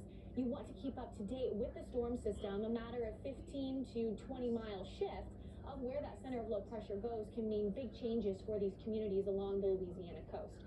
The overall consensus would be just towards the west of New Orleans, into the west of Lake Pontchartrain, and then heading out towards Jackson, Mississippi, which has quite a few residents out into the area. Here's the previous forecast from Tuesday morning. Just driving the point home, we've had a shift of about 40 miles out towards the east.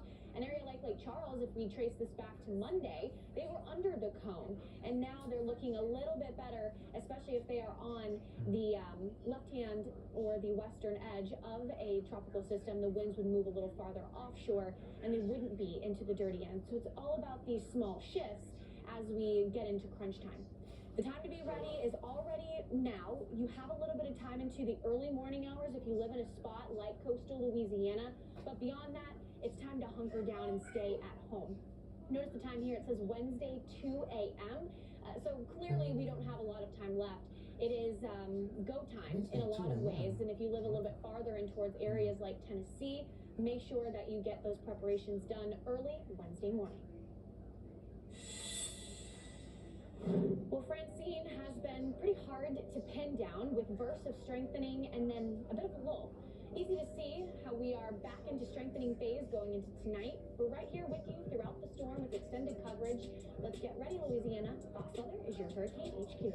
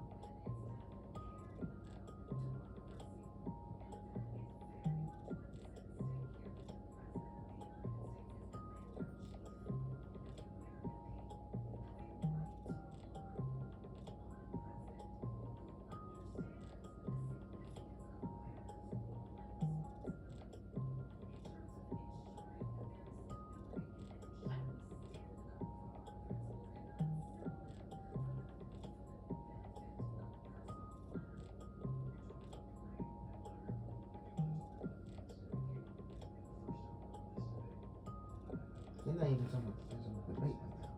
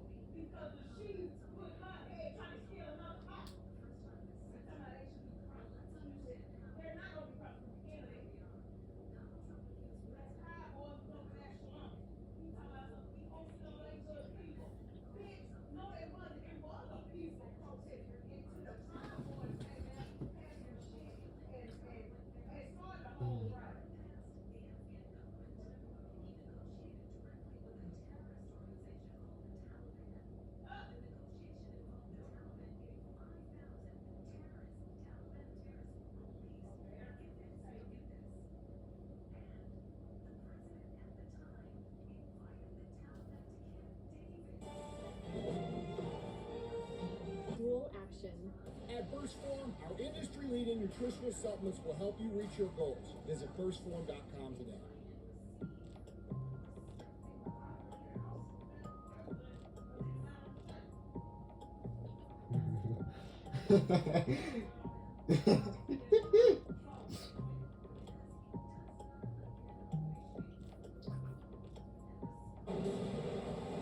We not only have you covered in studio, but also in the field. A plethora of meteorologists and reporters out sprawled across the Louisiana coast and even in Gulfport, Mississippi, with our very own Jean Menard.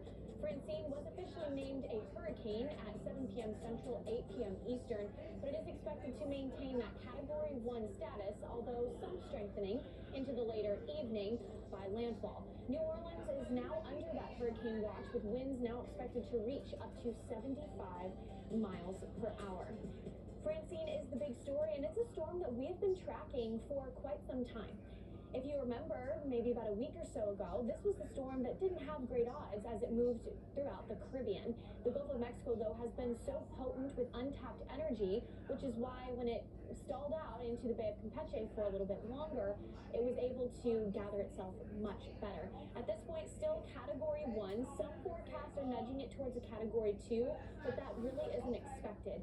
What the key is here, what happens into the overnight in the next 24 hours, with landfall expected to occur anywhere between Wednesday at around 3 p.m. towards Wednesday 8 or 9 p.m. That's both in Central Time, although the trend is later on into the evening. Here's what's changed from the 5 p.m. to the 8 p.m. advisory. It was that crucial name change from a tropical storm to a hurricane, because the winds jumped from 65 to 75 miles per hour. Very low end Category 1, but it still has some more time for forecasted strengthening.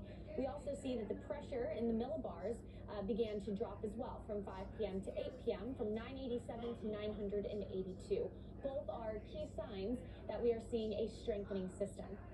In addition to Francine, we also have the stationary boundary that's being fed by the storm system as well. So we're seeing some intense rainfall already starting to impact areas along Interstate 10 and closer towards the Gulf of Mexico. So that's setting the stage of already wet conditions before we have this tropical mess get closer towards Louisiana.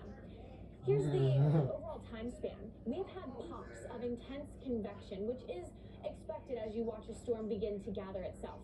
A lot of this has been due to the diurnal minimum and maximum. So into the overnight hours, we watch the maximum as the upper air begins to cool a lot faster than the surface. So we have a lot more thunderstorm development. Then into the really peak heating of the day, in whatever time zone the storm is at, where we have that minimum where less cloud cover and less thunderstorms are present. At this point, we are watching the storm be impacted by drier air, which is certainly hindering its potential development. Without that dry air, we could be looking at a more significant system for sure.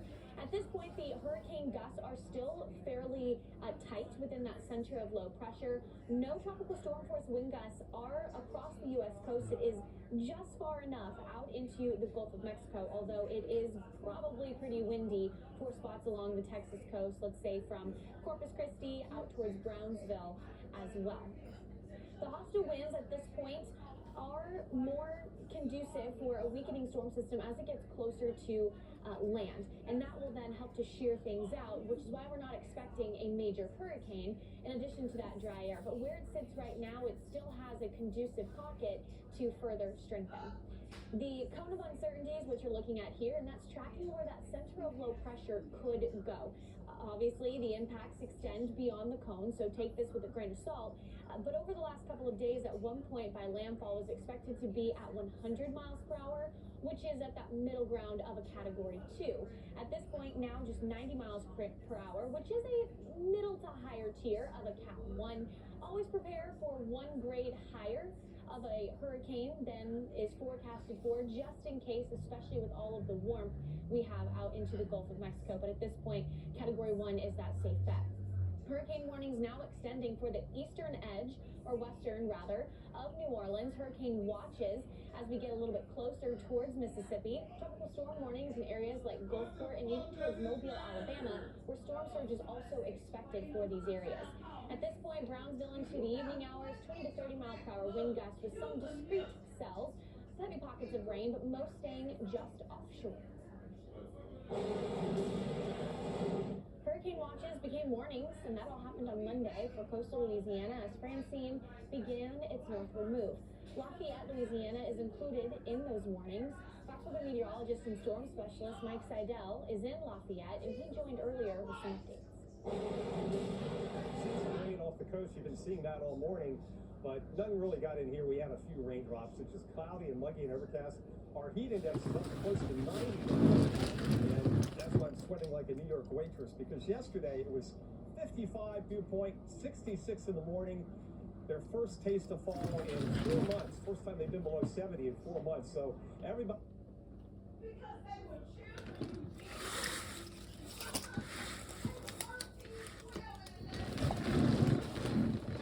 One of them 16 years old, he spent the longest in jail. And that's what else. Up in the rock. And the short boy, the man on there, he was the old. Look at that other dude. The other boy, they don't spend maybe about 4, 5, 6 months. But he's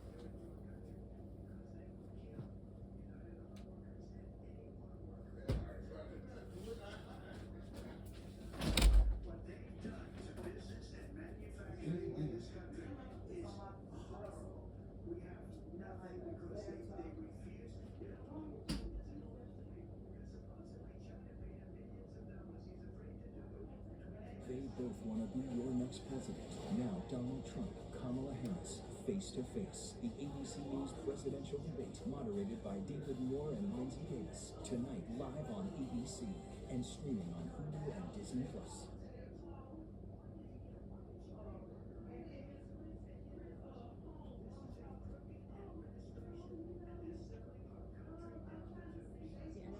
Change. Not today, my life changed. I love the game. I can also take care of my family for generations. Playing on the biggest stage every week. I don't have to tell you guys everything that's going on in my life.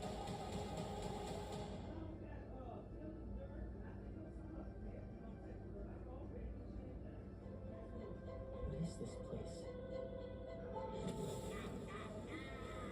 I'll be your guide.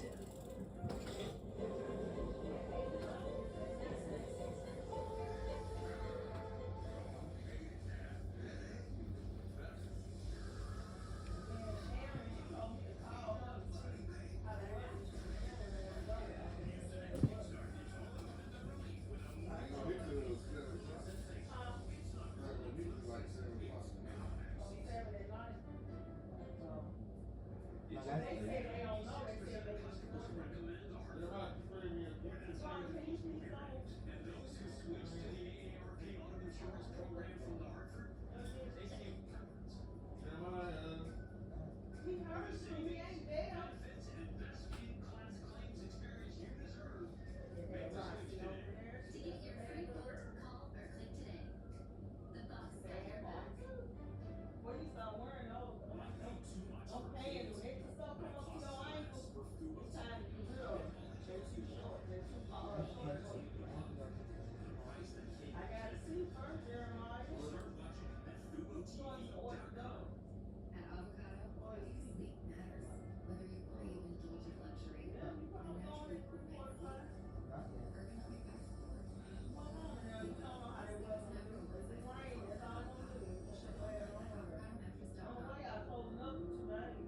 the darkness of bipolar depression made me feel like life was moving They on close without me. Wednesday, Then Thursday. I found a chance to let it Gulfport, when light. they do it, they do it for 2 days. Everybody else did it 1 day. But you know, they already, year round.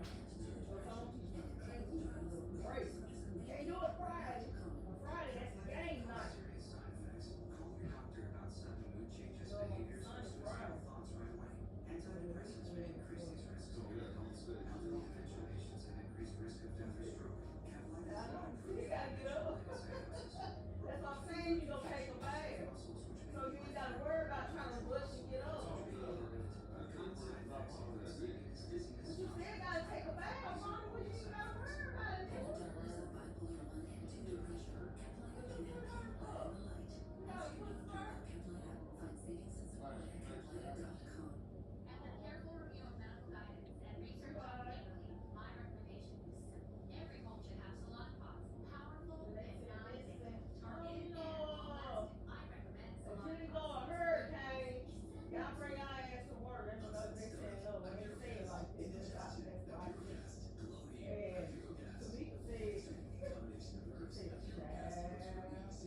And Tamika said, because I can work from home and have my feet popped up with my drink. I don't get up.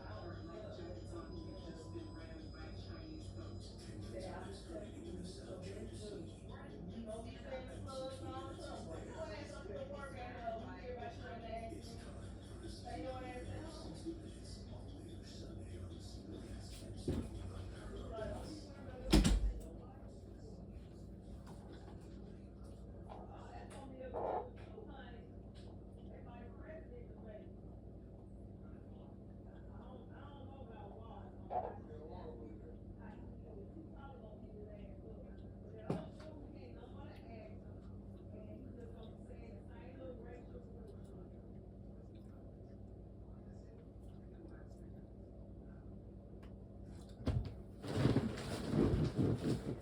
No, we did it for 1 day.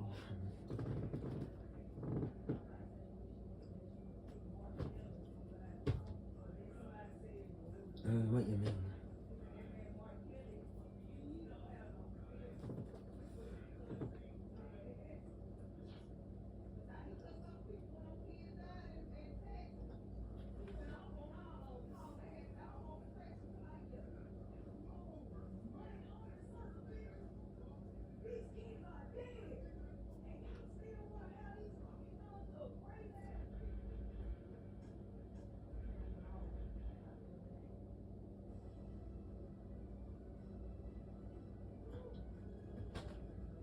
I feel like now, more than ever, we have to think about the air we're breathing.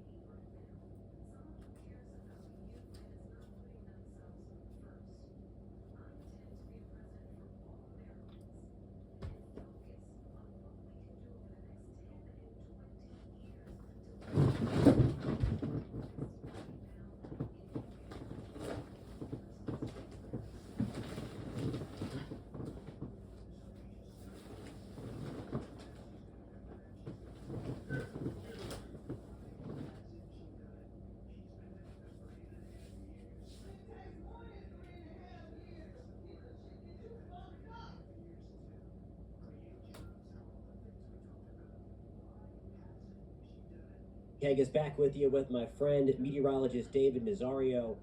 We're hanging out for a while tonight. Of course, the big story is Francine. Kind of breaking news here, David. Hot off the press with the 8 o'clock advisory. Hurricane Hunter reconnaissance have found that Francine is strengthened into a hurricane at this hour. Yes, that is correct. Good evening, ladies and gentlemen. Thank you very much for joining us tonight. As Jonathan has already mentioned, National Hurricane Center recon aircraft have found that the surface low associated with Francine has in fact potentially even sub 980 millibars, and as a result, we now officially have our 4th hurricane here in the Atlantic Basin. Unfortunately, postured very close to home. Yeah, and that's we've been watching this for quite some time. Really, the last week we had we had some of the indications anyway. We were talking about this a lot on the stream yesterday. I'm going to switch my weather computer sources here so you can see exactly what we're talking about. Here is the satellite, and what we're going to find a lot of this live stream are going to be impacts for our friends along the Gulf Coast. We're going to give you some high resolution timeline data, the severe weather potential. David and I have been talking pretty much all afternoon since about 1:30, 2 o'clock. Really, before that, we were texting this morning about the satellite presentation of things. And so we've been dissecting this all day today. And the one thing that David pointed out, he snapped his fingers and got me and like, look at that satellite. That explosion here, and I'll put this on the loop to show you, of the hot towers with cumulonimbus clouds around the center. Yes, and while he's pulling that up, the convection at first actually took a little bit longer to get its act together. Yesterday we had a lot of that drier air being pulled in on the southern side of the system. We had almost like a gaping hole, if you will, on the northeast side of the system, and it was very impressive, very cool to tell you the truth. It's almost like these tropical systems are very weirdly self-aware. Jonathan and I were watching this on satellite all day. It started out as a giant blob, a very asymmetrical, enormous storm engulfing much of the western Gulf of Mexico almost to its entirety. Our folks, our friends in Houston, Galveston, parts of especially southern, excuse me, I was going to say Florida, southern Texas. I read a comment that was asking about central Florida, southern Texas, all the way through to Louisiana, Mississippi, even us here in the state of Florida are feeling the influence of this system. But if you watch the satellite link that Jonathan has pulled up for us, it's crazy to see how once that dry air wrapped around the system, Francine almost knew, for all intents and purposes. Obviously, we know these aren't living systems, folks, but it kind of recognized that the dry air had been taken in towards the core, and as a result, it shed that extra thunderstorm activity that's now rocketing off towards the Gulf coastline, Louisiana, Mississippi, Alabama, and we've come together as a much smaller, more compact system to try to preserve itself from all that dry air you can see here on the water vapor image, still entrenched over parts of Mexico into Texas. That is going to try to be pulled down on that western flank, but I think as these thunderstorm towers continue to go off, we're really not going to see a lot more intrusion until we're much closer to landfall. Yeah, and look at that. I mean, you can clearly see here, watch, and then that big bright green, it almost looks like a volcanic eruption.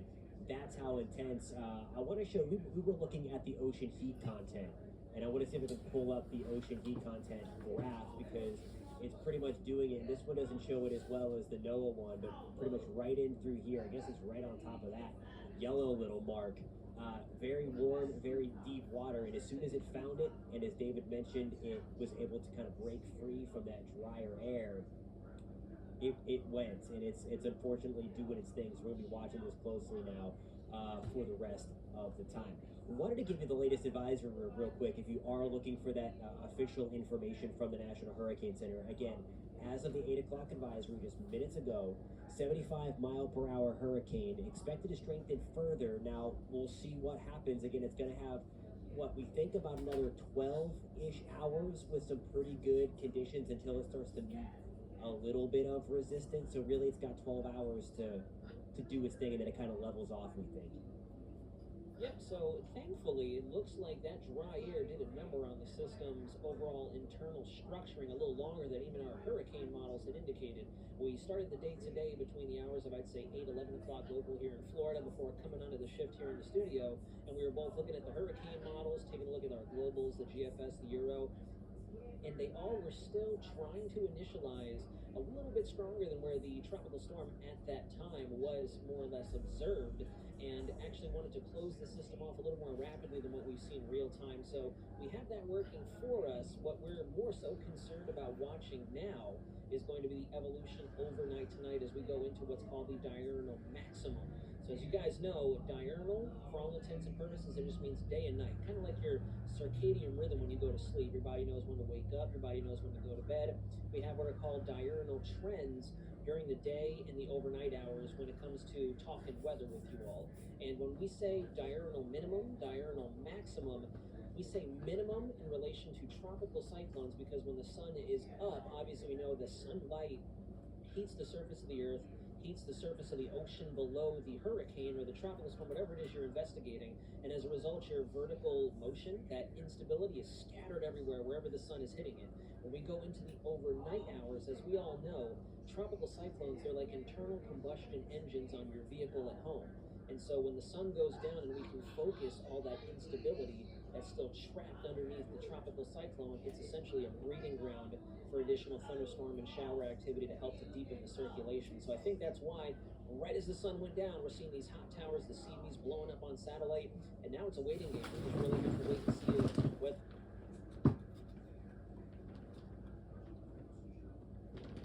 I must have hit that thing. Okay, I don't know what happened.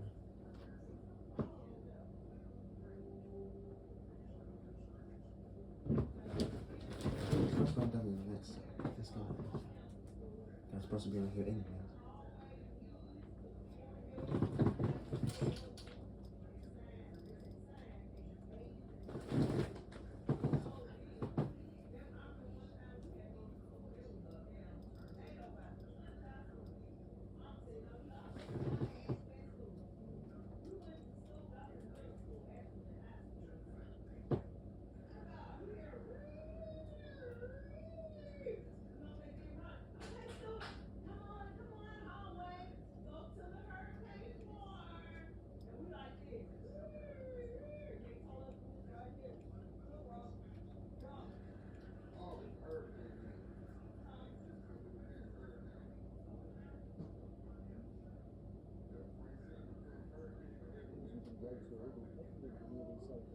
Is now open on Laurel Street. A shelter is also open in McKill, Highway 43. Tomorrow morning, the Allenville High School will open its doors as a shelter starts at 9 a.m. For more on the available shelters, you can go to WLOX.com and the WLOX News app. Now for a check on what our conditions are outside right now. Let's head out live to Will Colston in the WLOX Storm Tracker. He is at Jones Park, and Will, what's it looking like right now?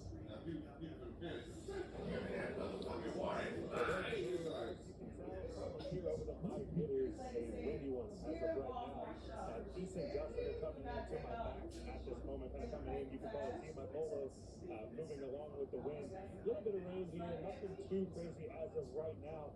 But the big thing that I've noticed right now is these gusts right behind me. We've seen waves crash up against this pier, and they've come up here all the way up to my feet, getting my shoes wet already. And this is still well before we're supposed to start to see landfall, and especially the worst of it in this area. So you can start to see that the effects of Francine are already starting to make their way to the coast. And I would say it's we've had quite a bit of splashes come back up here. A little bit concerning. It's even more concerning when it's to my back and I can't really see anything. But usually I can feel it up on my feet by the end of it. But for now, I should say Francine is on the way, and the signs are starting to show. Live in Gulfport, Will Colston, WLOX. Well, thank you. Hancock County officials issuing a voluntary evacuation order tonight.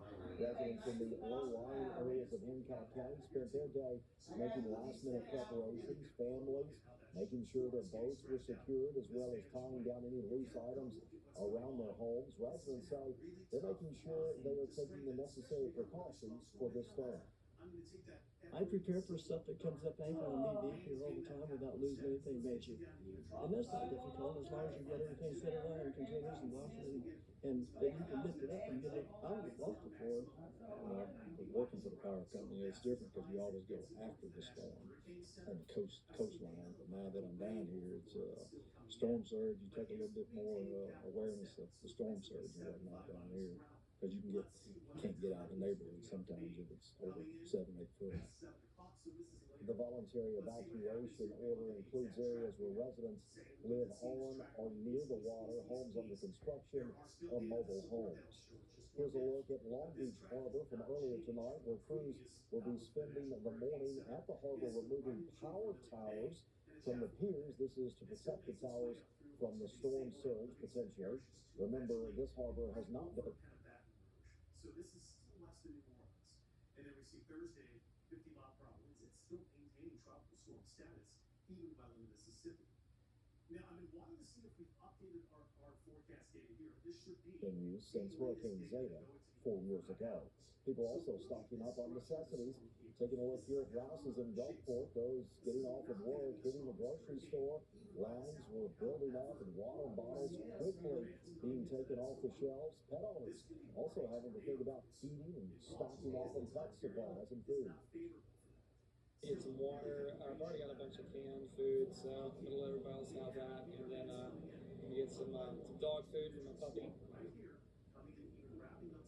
Speaking of pets and animals, one animal sanctuary and rescue owner is making sure her farm is ready for potential storm impacts. Destiny Polster visited the farm to see how things are done there. This part is always a precursor to job.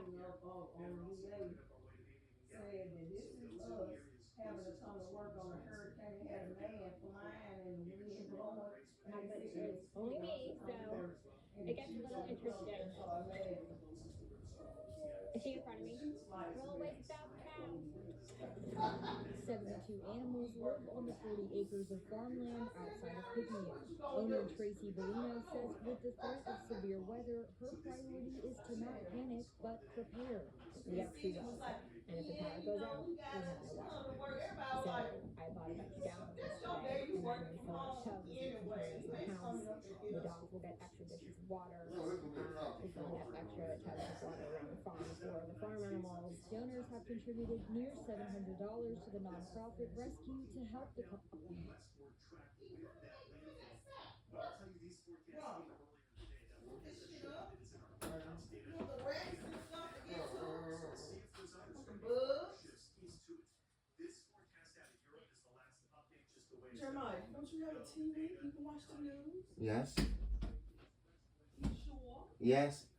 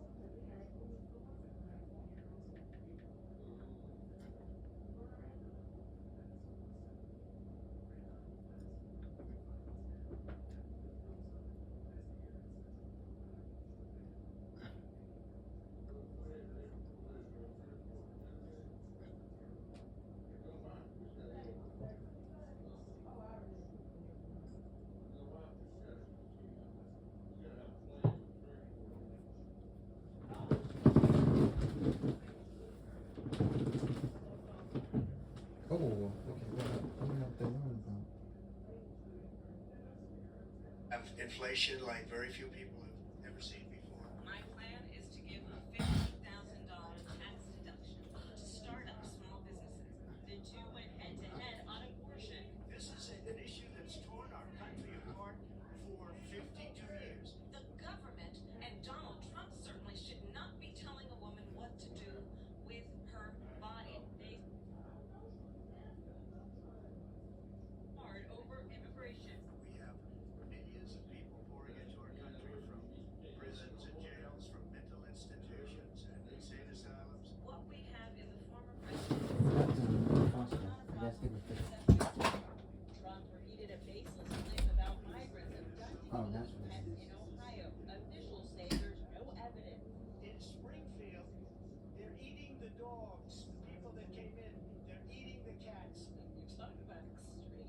This was Trump's 7th presidential debate, Harris's first, an opportunity for her to define herself and explain her policy positions to voters. A CBS News poll found roughly 4 in 10 voters in several battleground states said they didn't know what Harris stood for, in stark contrast to Trump. I am actually the only person on this stage who has a plan that is about lifting up the middle class and working people of America. If she becomes president, this country doesn't have a chance. This is currently the only debate scheduled between the two candidates. Both sides have signaled they're open to at least one more. Candidates are campaign stops in battleground states this week. Harris plans to campaign in North Carolina on Thursday, while Trump will go to Arizona. And we'll have the latest on Hurricane Florence coming up right after. Wait, it's not Florence. Here's a look at what's next. I know Florence.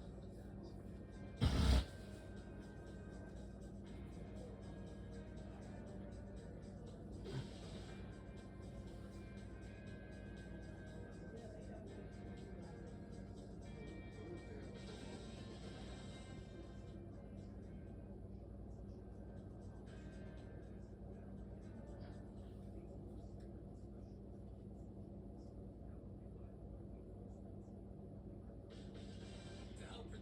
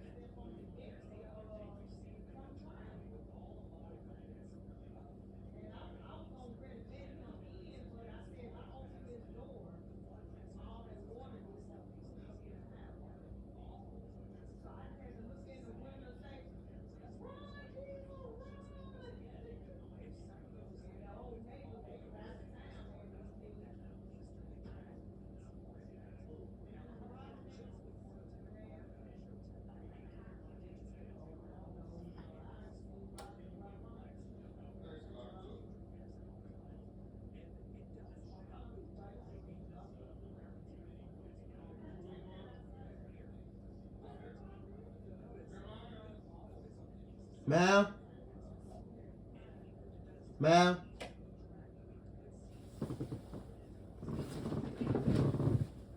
I know, I'm trying to. Okay.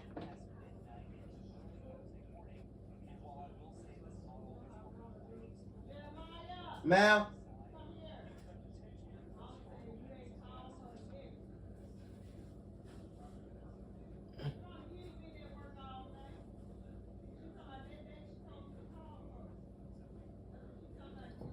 Susan.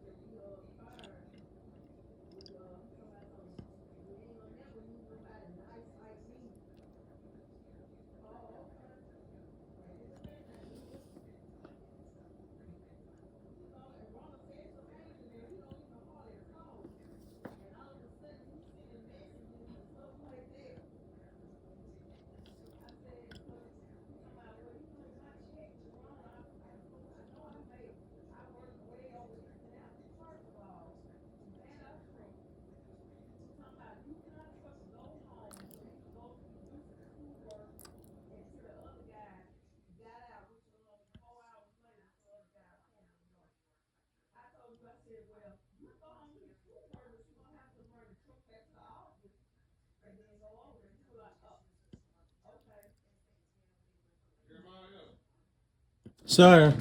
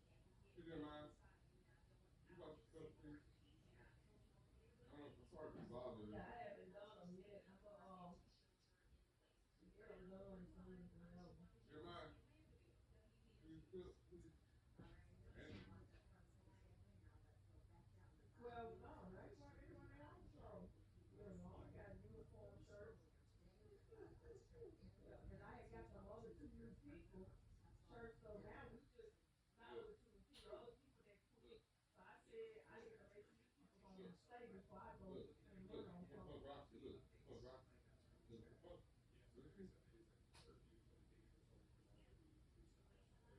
Yeah, you put in a lot of money for doing all that bagging and all that, but thank God Miss Real know how to do it. Paula, stop. Stop doing this to her dad. Paula, stop. She is not a gay rat. Paula, stop. And then this is the same dog that likes to keep in massage her. She likes you to massage her. Like when I massage you, she likes you to massage her. Grandma, wipe that table off over there. What was you shaking for? Mom, you got my dog shaking. Huh? Okay, well, eat you a piece of your pie on the plate. Whew. It's already cut. Yes, it is. Your pie already cut. Bring it to me. Right, then put it on your plate. You can eat that.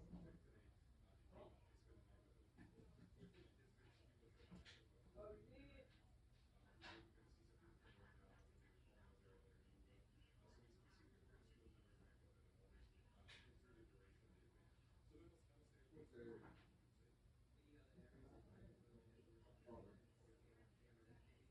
Yeah, you just surrender the thing and just wait on them to get finished.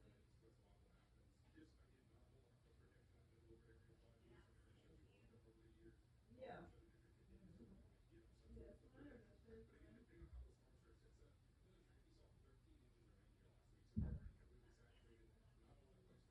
This was the insurance, so they can take their truck off the insurance.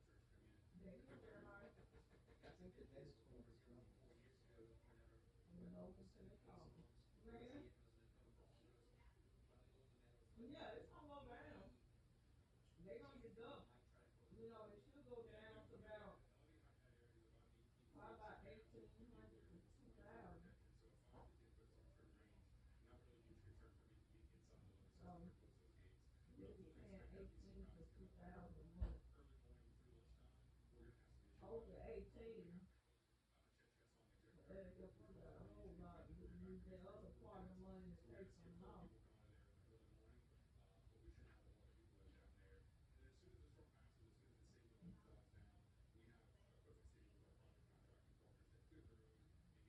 Honey, that one's gonna take stuff off. We already behind our own stuff.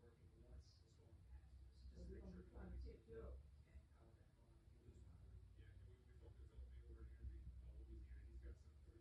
Yeah. Yeah, it's gonna help some. Not a lot, but some.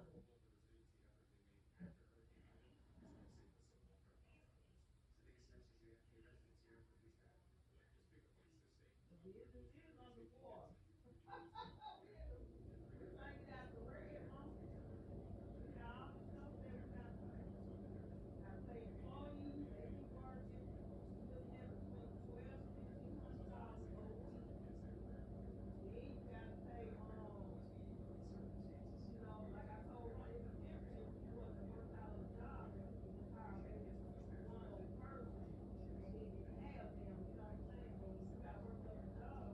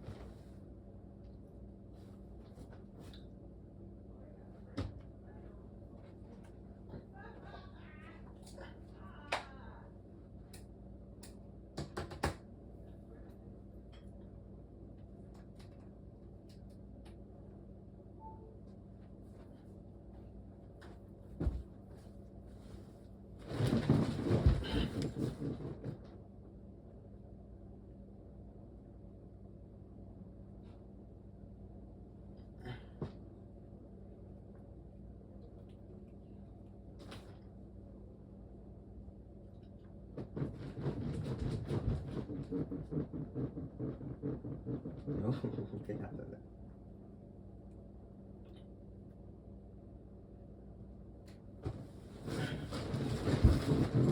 In the neighborhood, every delivery is a treat. One pistachio for you, sir. All right, just about 10 o'clock. Thank you for watching our continuing coverage of Hurricane Francine. We have crews all across southeast Louisiana monitoring conditions as we start to feel impacts across our area. Yeah, emergency declarations are in place for the state of Louisiana. Also for Orleans Parish, Mayor Cantrell recently, just a couple of hours ago tonight, making that emergency proclamation, to essentially free up resources and make sure staff and crews and resources are available to help assist with this hurricane. It turned into a hurricane Category 1 about 6 o'clock tonight, and now it is slowly approaching the eye of the storm, slowly approaching our area in the New Orleans area and central Louisiana. All right, for the latest on Francine and the storm track, let's check in right now with meteorologist Derek Sibley standing by with the very latest. Derek. Yeah, you guys, definitely with the very latest here on Francine. Also want to give you a quick radar update as well. We're still watching some of these rain bands come ashore down towards the southern coastline near Grand Isle and also near Lafitte here too, also over the marshlands. That's moving towards the northeast. But, looking at pretty dry weather conditions here overall, overcast, don't get me wrong, and a little bit of some light spotty drizzles here, some showers and some spots. Let's look at the bigger picture here. And this is what's happening across the Gulf of Mexico with what's happening with this frontal boundary that you can see across the northern Gulf. Here is Francine here as well.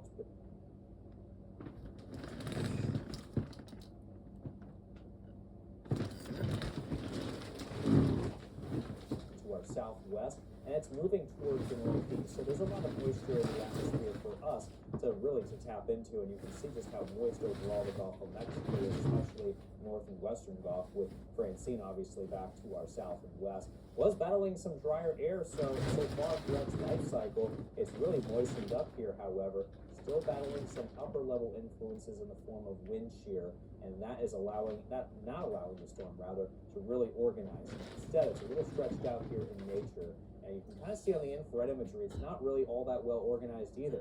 Now, there are some brighter cloud tops. The darker the cloud tops or brighter the cloud tops, you can see that means that the thunderstorms, showers and thunderstorms rather, are stronger. But we're really not seeing this organizing a whole lot. It's a little bit stretched out because of that strong southwesterly shear that's over it right now.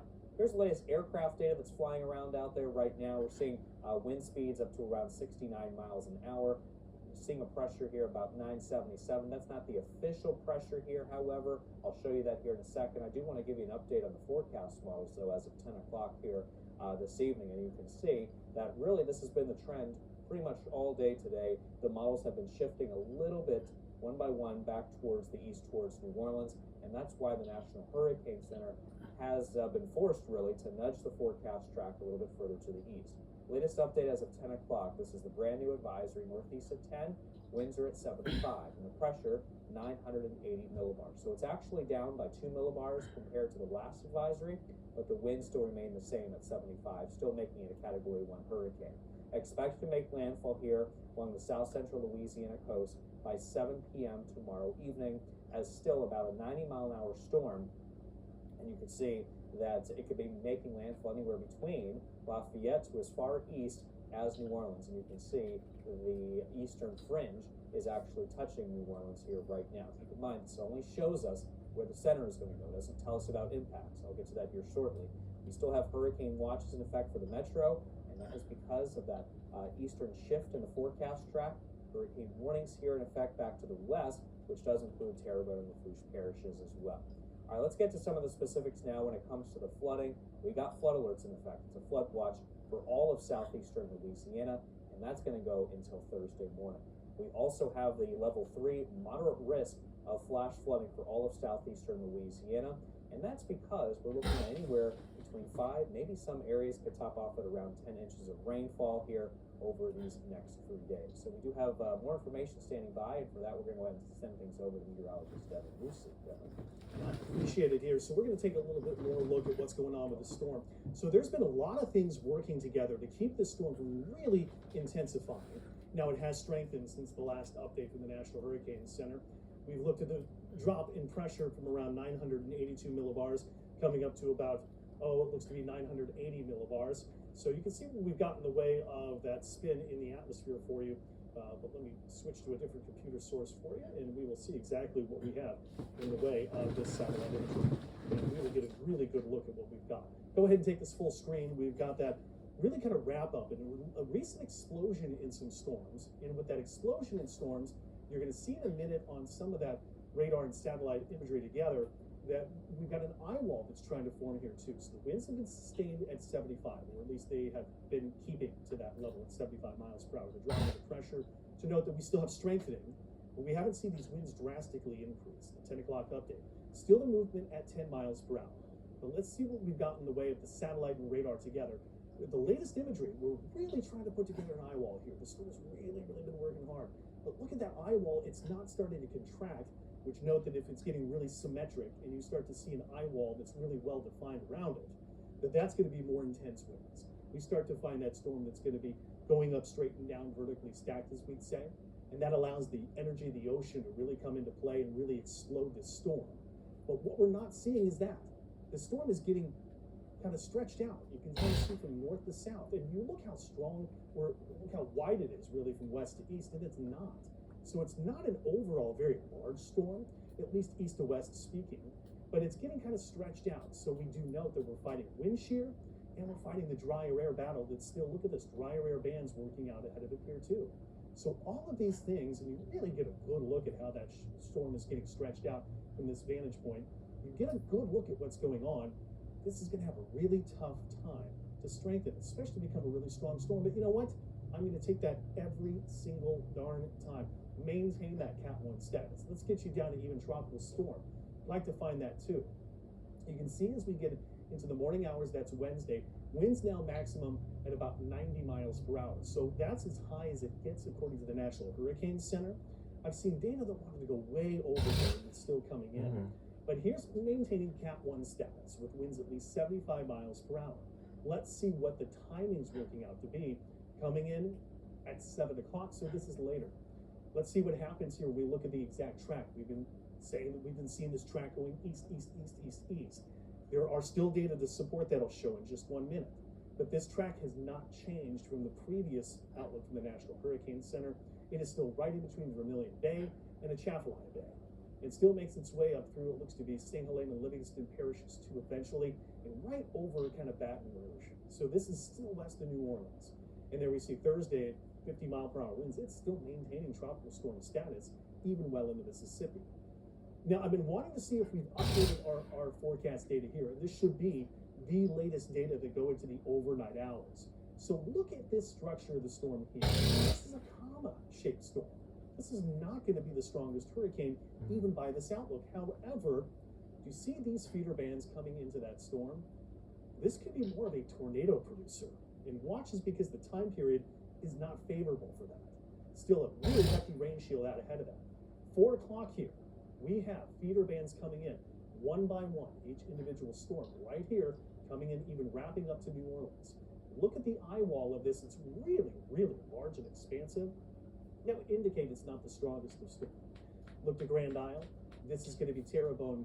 And we look to Coquetry, Chauvin. We're also looking Grand Isle. Here's Leeville right in here. And we're also working up our way to maybe even Galliano. So those are the areas closest to the strongest winds. Can't forget about Homa, even Schriever is within here too. Got Bourg, you're there as well. Even Thibodeau. So all of you will be closest to where the storm will be at its strongest, at its peak as it makes landfall, according to this data. And that's not until 4 o'clock. And as we go a little bit later, there is the main part of the storm. And look at this really churning right on New Orleans by 9 o'clock. So this means you're also in the warmest part of the day when those feeder bands are starting to make their way in. That's also a tornado risk, unfortunately.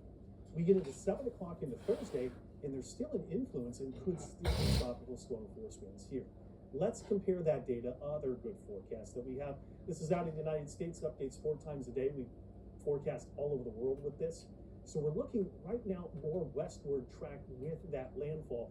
But I'll tell you, these forecasts came earlier in the day. That forecast I showed you that is in our in-house data came in right now. So we'll see if those others are going to be farther shifts east to it. This forecast out of Europe is the last update, just the way it's got a long ways to go, the data, the timing. Any which way, it is west, west, west from the data we have with us. Here it is once again, 6 o'clock. The data that we show from the US that comes out of the East Coast, actually Washington, D.C. area. And this is the forecast out of Europe, even farther west here too.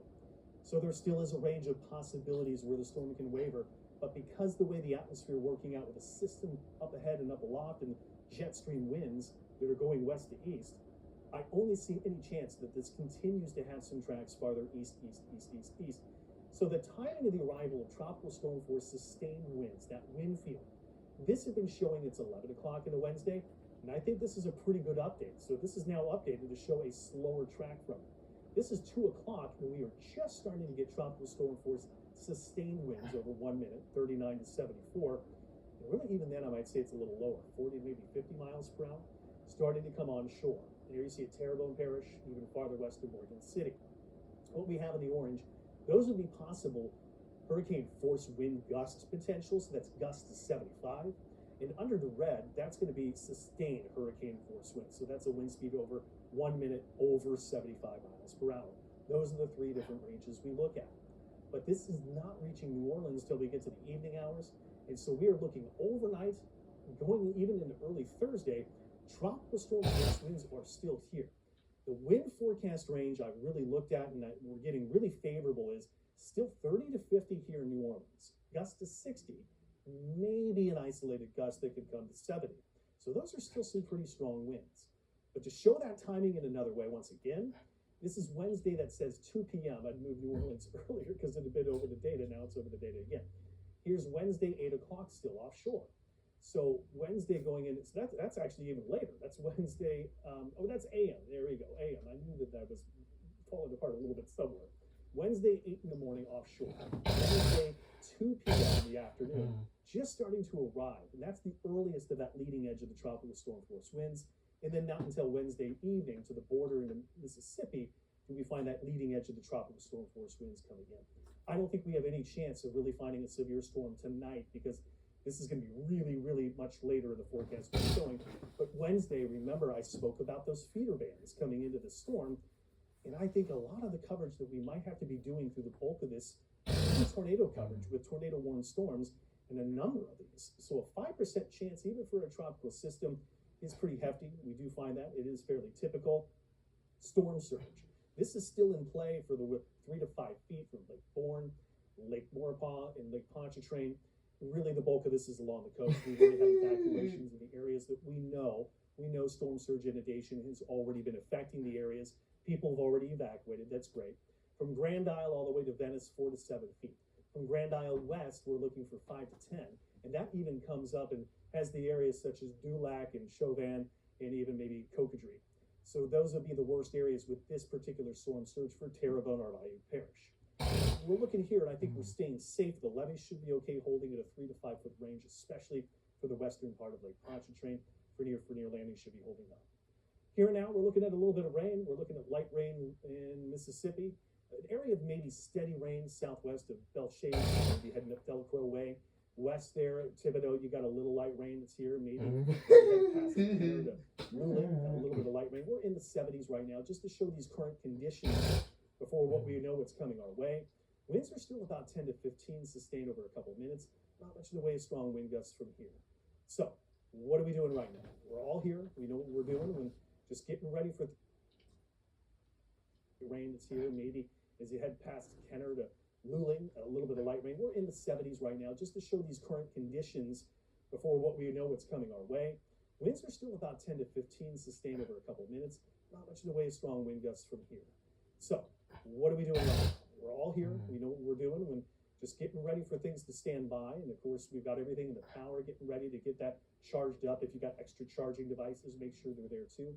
We got the pets in place. We got those ready to go. In the last of any preparations, this one you might have a couple of more hours through the morning hours because, again, not until 2 do we start to find those winds starting to really ramp up. And I think we're doing okay at this stage because the latest data show that this thing isn't strengthening a whole lot from here, not looking for a lot of big-time organization structure, not a very large and expansive storm. This could be what appears to be leading into the heart of the moment, This storm system, Hurricane Francine, stand kind of a lower end and kind of a weaker and kind of a raggedy storm altogether. Regardless, it's a weather alert day. We still have to get some of this forecast to lead into some showers and storms into Thursday. Friday, we're looking at, well, yeah, not much rain. We really dry out after this. In Sunday, Monday, Tuesday, maybe the return of a few showers. You know, very quickly, since we're here, started the 10 o'clock hour, just got through with the debates. I want to show really quickly, let's just be really specific with our parish by parish breakdown, because I think this is really going to break it down for you. Really what to expect with some stronger winds and the wind ranges. We've been working this up. Meteorologist Derek Sibley with me beside me tonight, and doing a great job, excellent stuff, really efforting a lot of more additions to his analysis and what we have even behind the scenes. So you're going to see really quickly for us that we're going to start with the metro in our parish by parish breakdown for you. And as I mentioned, those winds could be on the order of about 30 to 50 miles per hour. I really think those wind gusts might be a little bit stronger from there. Not too much, but there it is. Winds, okay, I said 30 to 50, I got it at 40 to 50. Gust to 60, but there could be an isolated gust to 70. Storm surge 1 to 3, we're doing okay. So we're still under this hurricane watch. That hasn't changed. Tropical storm warning is in effect. And again, the warning means we'll experience for sure tropical storm winds. Now, will we find hurricane force winds? We might come close with a gust that's still below, but we're on the cusp. So still there's a chance, but it's not a very good chance for us. So here's parish by parish, Lower Plaquemines, Grand Isle. Here's Grand Isle, Venice over here, there's Triumph.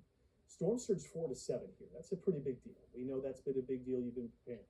Winds 40 to 50, gusts to 70 here. So we're a little bit stronger with winds similar to what we've got here from New Orleans, as I showed, as the storm moves on shore. Storm surge warning, hurricane warning for sure. And you've got a strong part of the storm to get through here too. Some of the worst conditions found right along the coast. Dulac, Chauvin, Montague's in here as well. Rainfall 4 to 8. That's something I also didn't really mention a lot of it as well. The rainfall will be something a lot of us are the most problematic will be the heavy rainfall totals. Now winds here 60 to 80. When I show these winds there, that's a wind averaged over 1 minute. Gusts to 90. And we can't rule out the risk of those tornadoes that still, I think that might be something that's a little bit undervalued right now in the way that that's something we really want to keep you up to date with. Storm surge warning, hurricane warning for you too. This will last into Thursday. Here we had Thibodeau, Gray, Houma, Schriever in here, Raceland, Oregon here, hurricane warning.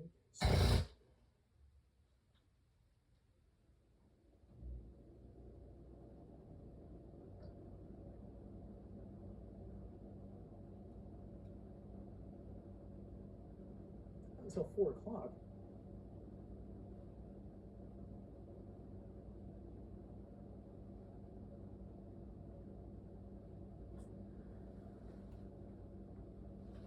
And as we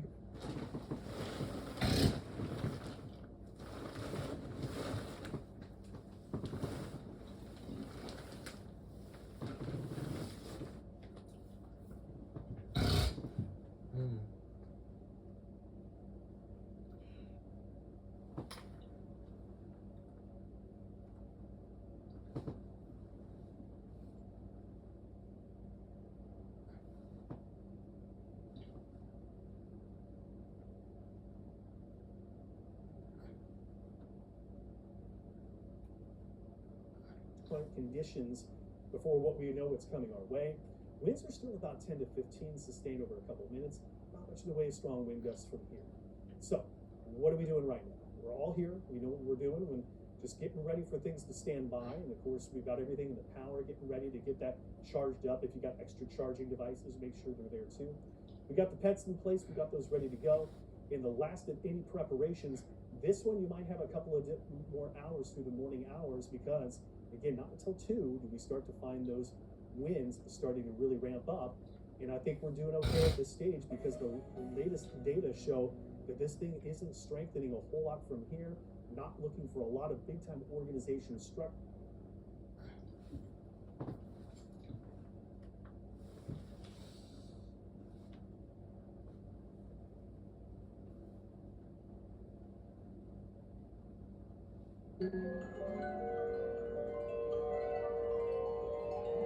Hold on.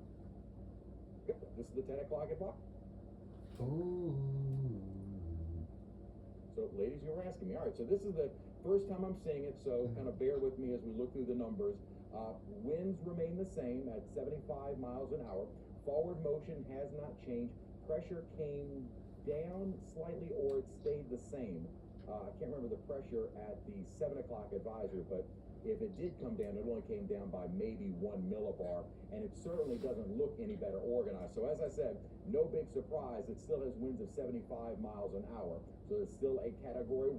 What we had been watching is that kind of clear circulation and kind of what looks to be almost a broad eye structure, not nearly as impressive as it was earlier. So we'll see if it's able to maintain any strength. At least as of the 7 o'clock advisory, strengthening has not increased. It's not intensifying. It's kind of holding steady. So let's take a look at the new cone. Nothing really has changed at all. Landfall still looks to be about the same, kind of late afternoon, evening, and still, I don't want to say only, still as a Category 1. So we are not expecting any real rapid intensification. That looks to be almost off the table. Though the Hurricane Center is still maintaining it will get some strength. But note, as it heads towards 7 a.m. tomorrow, so through the overnight and for our 7 o'clock advisory, Hurricane Center thinks at some point during the night and early tomorrow, it will gain some strength and have winds of 90 miles an hour. After that happens, it kind of holds the storm steady right up to the point of landfall. Now, in between, maybe there is some slight strengthening, but as it gets closer to the coastline, that window of strengthening quickly closes, and it'll be moving into a very hostile environment right along the shoreline. So at the moment, looks like there were no major changes to the forecasted track. So this is just coming in now, and y'all were asking if they might possibly do this early, and sure enough, they did. I guess they had enough information put into the models from the hurricane hunters. The models were already kind of sending out the data. We already had that data in, and so now we do have the 10 o'clock advisory. No major changes. Doesn't look like any real shift in the forecasted cone. Again, we find New Orleans on the kind of extreme eastern part of the cone itself, so it doesn't really look like it has shifted at all. I've been kind of using Marsh Island as my gauge here to see if we do see any shifts. Almost looks like maybe a little west, maybe, but it's hard to say. And again, as Jamie Rome with the Hurricane Center was even telling us, don't focus solely on that center line. I like to focus on the center line, one, because it gives us an idea of what the Hurricane Center is thinking, and two, you don't want to avoid the center of the storm. Obviously, what the Hurricane Center is trying to get across is the fact that impact's going to be felt over a large area. They just want the population aware of the threats of a storm. I like to, though, talk about the more extreme threats are going to be right near the center of the storm. And as a matter of fact, you kind of look at what the models had done, and this is obviously within the new cone. Still looks like the models might have shifted a little bit east, and then the Hurricane Hunter, or the Hurricane Center, excuse me, really didn't change their thinking. So, sometimes there are these little jogs with the models one way or the other. But I even said, with the fact that from the 4 o'clock forecasted cone, it looked like the storm since 4 p.m. has basically been following along with exactly what the Hurricane Center was saying. It may not be buying into this little model shift, if this is even a shift at all. And so I think the Hurricane Center was like, we're going to hold off. We'll see what happens through the overnight with the center of the storm, see if it does anything different. Then maybe we'll make some adjustments. But as of right now, you're getting into a window where the margin of error is tightening up. So we're starting to get a much better picture of precisely where it should be making landfall. And that's basically what they were saying as of the 4 o'clock advisory. So if you are just joining us now, we did get in the 10 o'clock advisory. No increase in strength. There might have been, and Alexa, I don't know if you can look back at the 7 o'clock to see if the pressure, or what the pressure was. It's at 980 right now. Just curious if it dropped at all, because I cannot remember for the life of me if it was at 980 as of the 7 o'clock advisory. It was at 982. Okay, so it did come down by 2 millibars. So the pressure continues to lower, but as far as finding any stronger winds, it looks like that has kind of been capped off for now. We'll see again what happens during the overnight. Thus far, even as the pressure had been steadily dropping yesterday and today, it was still at a tropical storm. Then at 7 o'clock became a hurricane, saw the pressure lower again, but the winds have kind of maxed out. So we will see. The wind speed has been not really doing much of anything going back to yesterday. So we'll see if it's able to get up to 90 miles per hour. We do have some 90 mile an hour wind gusts, but as we had mentioned, showing you that buoy that is just east of the storm itself. Well, actually, now just to the southeast of the storm itself. You're not seeing winds gusting up to 90 miles an hour. They're gusting at that buoy up to only 54 miles an hour and sustained just above a tropical storm. So this wind field remains fairly small. Again, we'll see if it's able to kind of increase, and we're expecting to kind of increase in size as it does approach the coast. But there is not a whole lot more time before the center of that storm is moving toward Morgan City and the south central Louisiana coastline. There is not a great deal more time for this to continue to intensify, and thus far we have seen it not really intensifying at all, let alone quickly, and certainly not rapidly. That doesn't look to be the case with this at all, as conditions will become more and more hostile for further organization, for further development, for further strengthening. One thing we'll be watching, though, is kind of that center of the storm through the late night hours, and we'll be here during the overnight, kind of changing hands with the morning crew during the after midnight hour, and we'll be watching kind of the structure of the storm, see what it does through the night, and then I would say at some point, probably before or around the noon hour as it's nearing the coast, the structure may start to then deteriorate as it moves into the more hostile environment. So once again, the 10 o'clock advisory is in, winds of 75 miles an hour, still that forward speed at 10 miles an hour. Hopefully we'll start to see that pick up during the overnight period, and then pressure currently holding at fallen to 980.